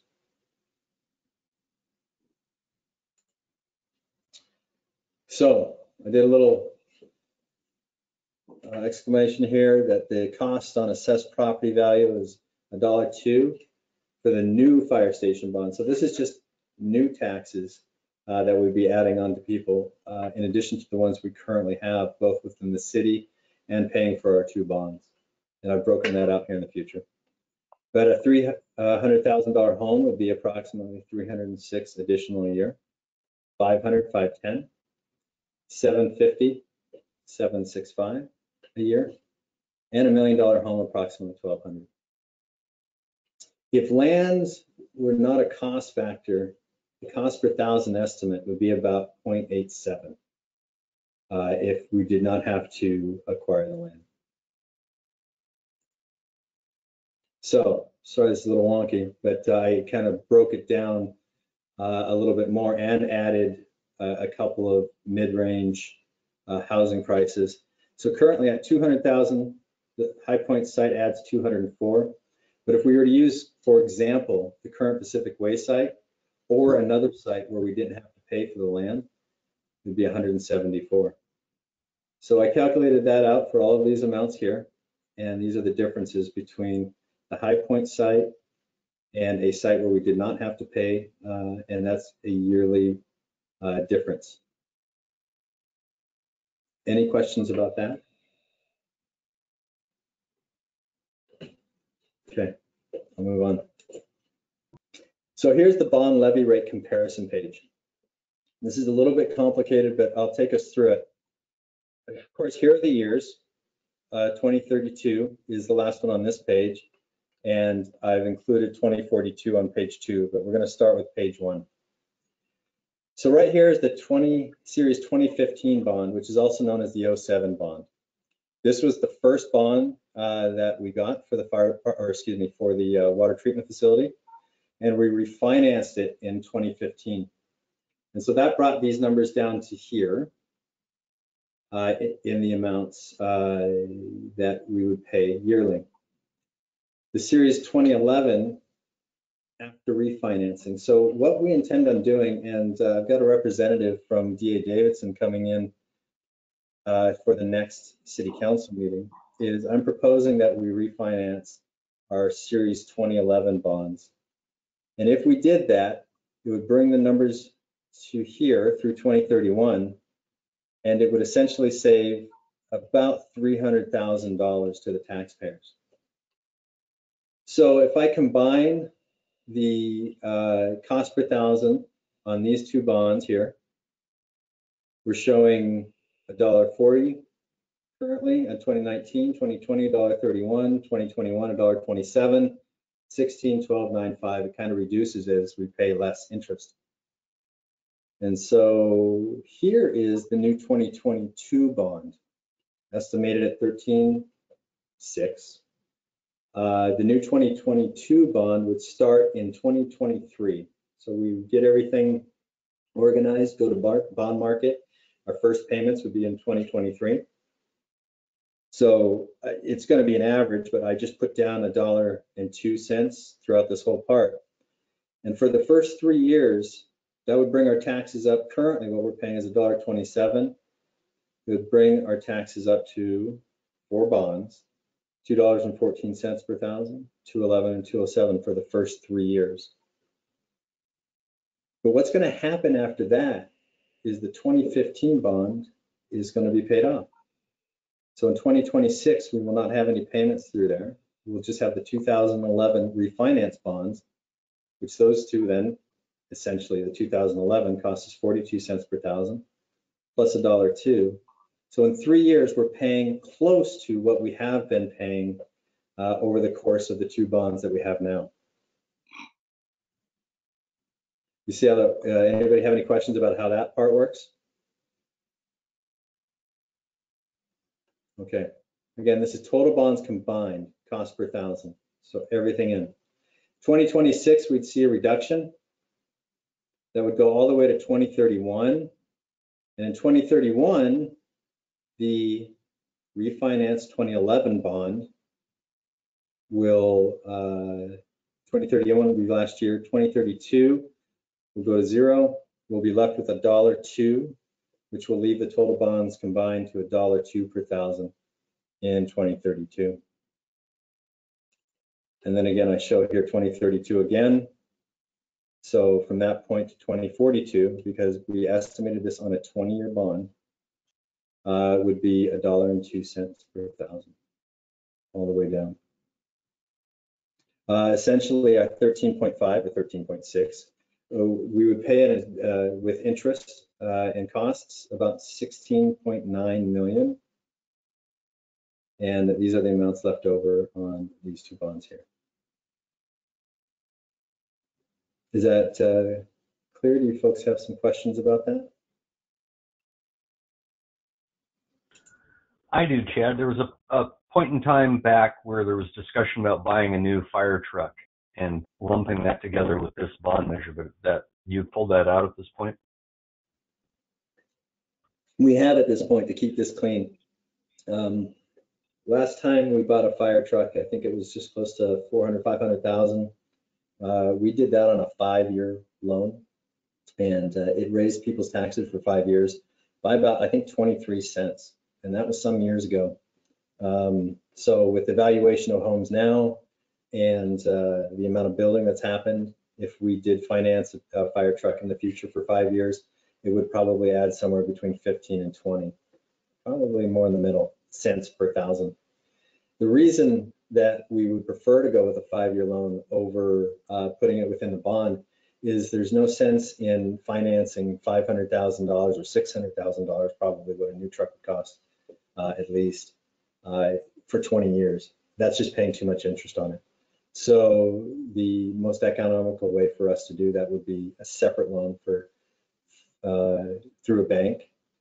And also we would do our best to write grants. The Gerhardt Fire Department has been very successful in writing grants. They bought a few of our trucks off of grants already and much of our equipment. So we will work hard to try to get that accomplished. But if not, that would be the worst case scenario. Does that help, Dan?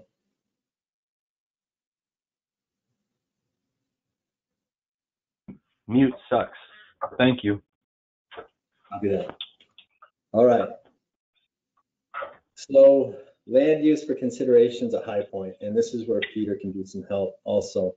We do have some technicalities that we're going to have to get over with High Point. The fact that the property is not in the city limits, but it is in the UGB, the county allows the city to process the conditional use permit request. So the property owner makes the request, and there are 7 approval criteria, and if approved by the Planning Commission, the decision is valid for up to 1 year and 6-month extension. The city of Gerhardt did have to go to the county during the water treatment facility process because there was a reversionary clause on the area where the tennis courts were, the bathrooms at the time. So that reversionary clause meant it would go back to the county if it was not used exclusively for a park. When we went to the county, and we, by that I mean Dennis McNally and then Mayor Kent Smith, they were approved for the changes because it had to do with critical infrastructure. The city would also need to apply for a zone change on this property, and that would require a couple of public hearings for sure. And a road vacation is a separate legal process, and the applicant files petition to vacate. There would be 2/3 cost, and the applicant would compensate the city for 50% of the value of land. All that being said, essentially, the city would vacate that. That would go to the properties on either side, and that would be part of the price that we pay. So at this time, Peter, if you wanted to bring up anything else in regards to some of the considerations at High Point. Right, so there are actually a fair number of complications associated with the High Point location. First of all, there's the Palisades neighborhood. Their homeowners association is opposing this project, is represented by council, has indicated that they will litigate. There are a variety of ways that can be done. They themselves own that road. It's through a separate entity that had been dissolved, but they've managed to revive and transfer that. So what we would need to do is we would need to purchase the property. And my recommendation would be that we would annex it into the city. And then we would need to use eminent domain in order to get the road and vacate the road, because in order to do that, we'd have to hire surveyors and to create basically a separate tax lot, because the entire road through the Palisades is one, I'll call it parcel. We wouldn't want all that road. We would only want the portion that was abutting that property. Then after that process of purchasing, of annexing, and then of eminent domain, you know, we would have to go through the hearings in order to get the approval.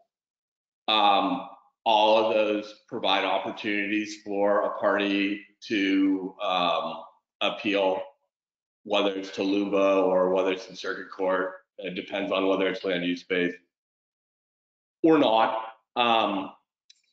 And you know, you've often heard me say there's no such thing as zero and there's no such thing as 100% when we're talking about the law, particularly land use law in Oregon, is very technical.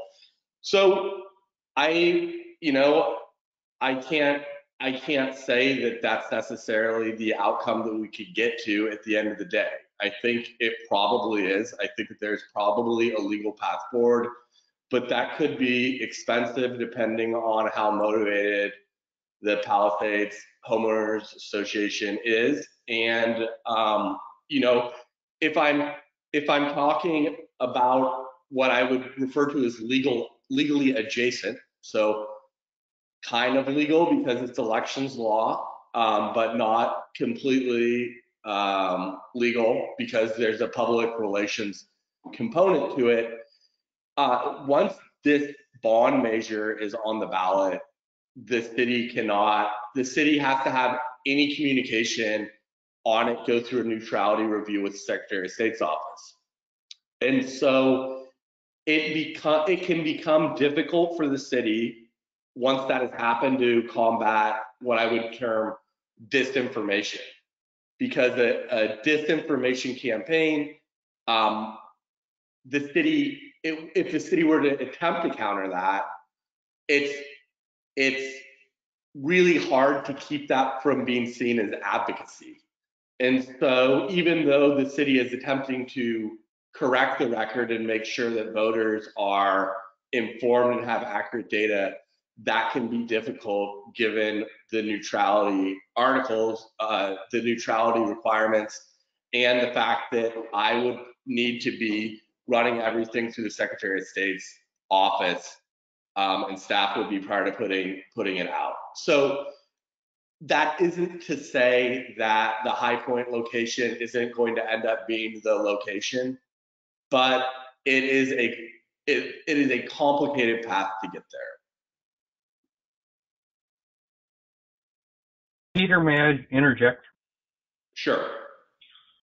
So my understanding is the city cannot combat that, but we as counselors are independent of that and can independently counteract what we consider to be false claims. Absolutely, as long as you don't utilize city resources in order to do that. You as elected members of the council are free to engage in as much political speech as you would like.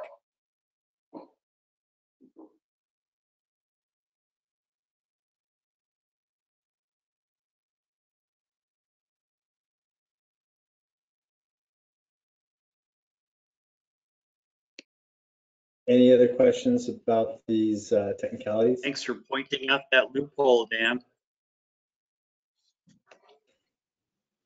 Years of experience pay off. Yes, I can see that. Okay. Let's see here. Okay. Moving on, that pretty well takes care of the basics in regards to land use, costs, building construction. You know, it would be quite an endeavor, but it's possible. The last thing that we kind of put together with the help of some of the counselors with some frequently asked questions. And these are things that have probably been seen online or about the city of Deerheart. So if High Point site is graded to be level, doesn't it take away the height advantage over the Pacific Way site? No, that's not the case, because even if we went down to 60 feet above sea level, Marion Street, or the level would be about 62. The current station is sitting at 22 to 24 feet. Next question was, isn't the current station big enough? And I've got Bill Eddy to help with this. Do we need a 13,000 square foot station? I think it's actually 12.9, but it's close to 13. How was this analysis done? And again, we've got the current fire station was built in 58 and is 7,000 square feet. And then the modern fire station requirements, training and all that. But Bill, are you on? Yes, I am. So did you have any other comments about the difference between 7,000 and 13,000 square feet?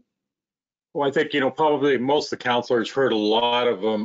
One of the, a couple of the big things are, right now, 25% of our department are females. I mean, it is tough trying to run a department, with 25% of your department being females and having the facilities we have over here. It's a challenge, to say. Luckily, the ladies we have are not too awful bashful about things. We're using both the Connex, this office over here in City Hall, where we use part of the water shop building and the station for our stuff, and we still don't have enough room. It's just, things have changed, just like everything else. I could go into, I've got 12 items here I could talk about and everything else, but the fact is, if you look at a lot of new stations being built around the state, our state, Washington, doesn't make any difference. Take a look how big they are. They're that big for a reason. It's that big because they're not only building for today, but they're building for tomorrow, 10 years from now, 15 years from now. These stations last a long time, so you build now so you don't have to build again in another 10 years. So if anybody has any, you can answer them. And I'm sorry, folks, a better introduction would be Chief Bill Eddy for the fire department. So any questions for Chief Eddy at this point? If not, I'm sure he's hanging on and will be available at the end. That said, I'll move forward. Why doesn't the city involve citizens in the fire station process? I'm not sure where that comment exactly came from, but we have worked with the fire station committee over 5 years. We've held 2 town halls. The citizens of Deerheart will be informed and consulted during this process when it is appropriate. So starting with this point, I think we've gotten a lot more transparent because we have a lot better numbers. And so continuing to move on, I think there will be more conversations. Why do the firemen need to have an ocean view? Well, they don't need an ocean view. It just so happens that the High Point station is one of the very few pieces of property that will give us that elevation and is for sale. It is also likely to withstand tsunamis 95% of the L1 variations. And again, the location is based on the dunes that have formed over 1,000 years, not by its nice view. So that's kind of answers that question, I hope. Why does the city focus on the fire station rather than Chad, I wanted to just point. Go ahead. Well, excuse me, Chad. I just wanted to point out that a lot of these frequently asked questions are directly taken from Gerhardt social media. Okay, thank you, Brent.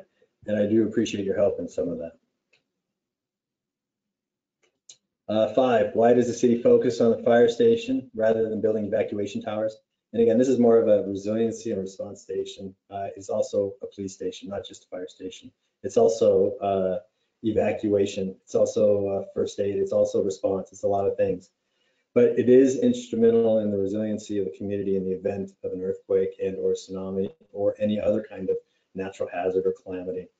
Evacuation towers are viable when there are no other elevated areas, such as Long Beach and Peninsula and Washington. So we are lucky as a community to have the dunes that we have. The current fire station looks fine. Why not just clean it up and put a new coat of paint on Again, and Bill can help me with this, the structure was built in '58 by dedicated volunteers who built it out of unreinforced cinder block and used maybe some sort of sand, maybe beach sand in the concrete, rendering it with reduced strength because of the mortar. It was built before advanced geological information regarding tsunamis was known and before any of the building codes that are current. And does anybody have any questions about the current site that Bill or I can help with?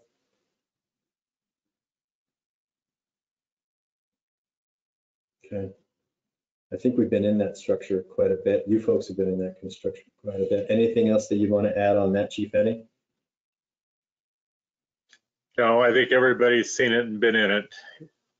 It's a joy. Yep. Okay. It's been a good old station.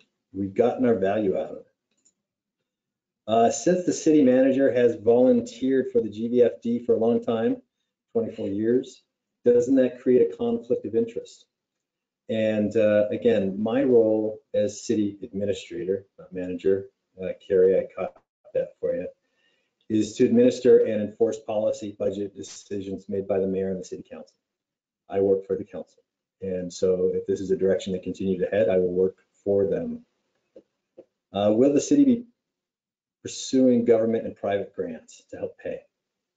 And we have already applied for grants, and so far we've been successful in raising $82,000 in emergency supplies that will be utilized in big part in the new station. We'll also be applying for more as the project moves forward.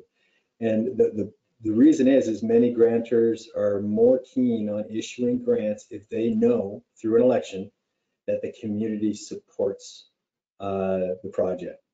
Without community support, they want to hear that. They want to know what our public outreach has been. They want to know if the community supports, and a vote of the bond would help with that. And then we'd be able to augment this program wherever possible with grants. And 9, if the city pursues High Point site, won't it need to seize the property through eminent domain? That's frequently misunderstood process, and Peter may be able to do this, but it requires 2 things: proof of public good, purchase and payment of fair market value to the owner. So government agencies have a lower burden of proof when it comes to demonstrating public good.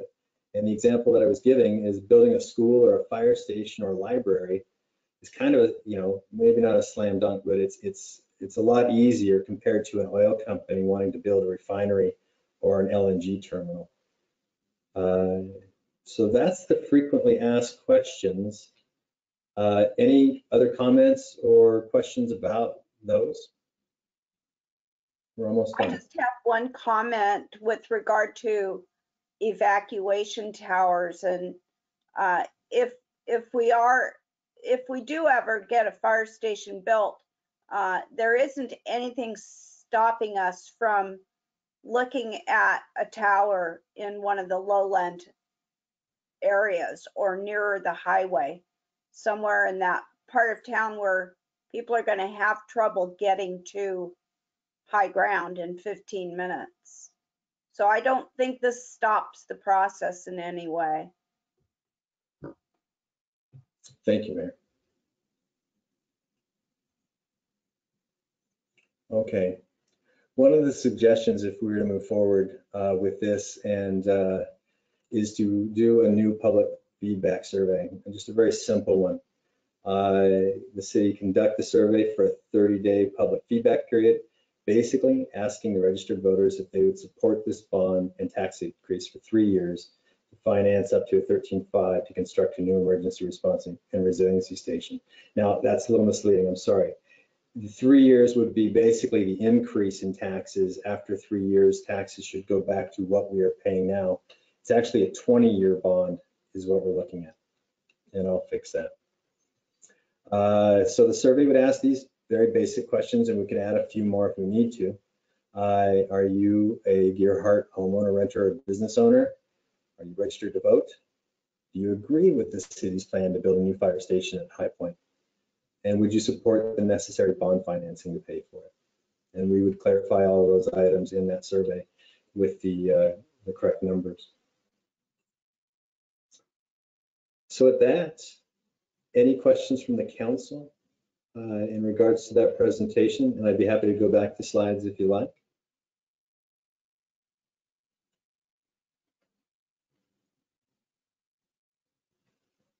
All right.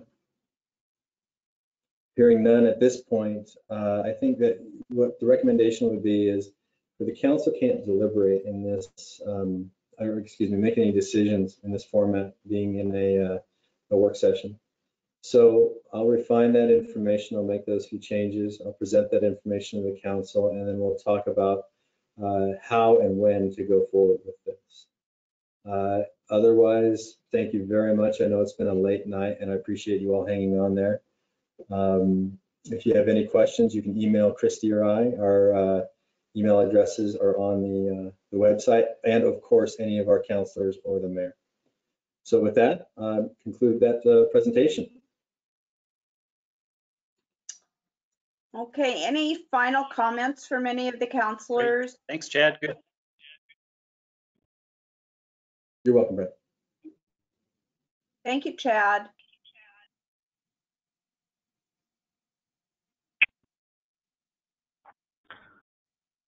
Meeting adjourned.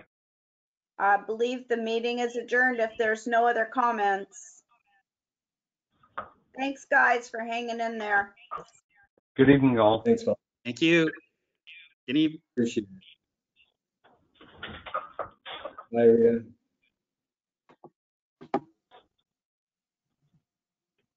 Bill there.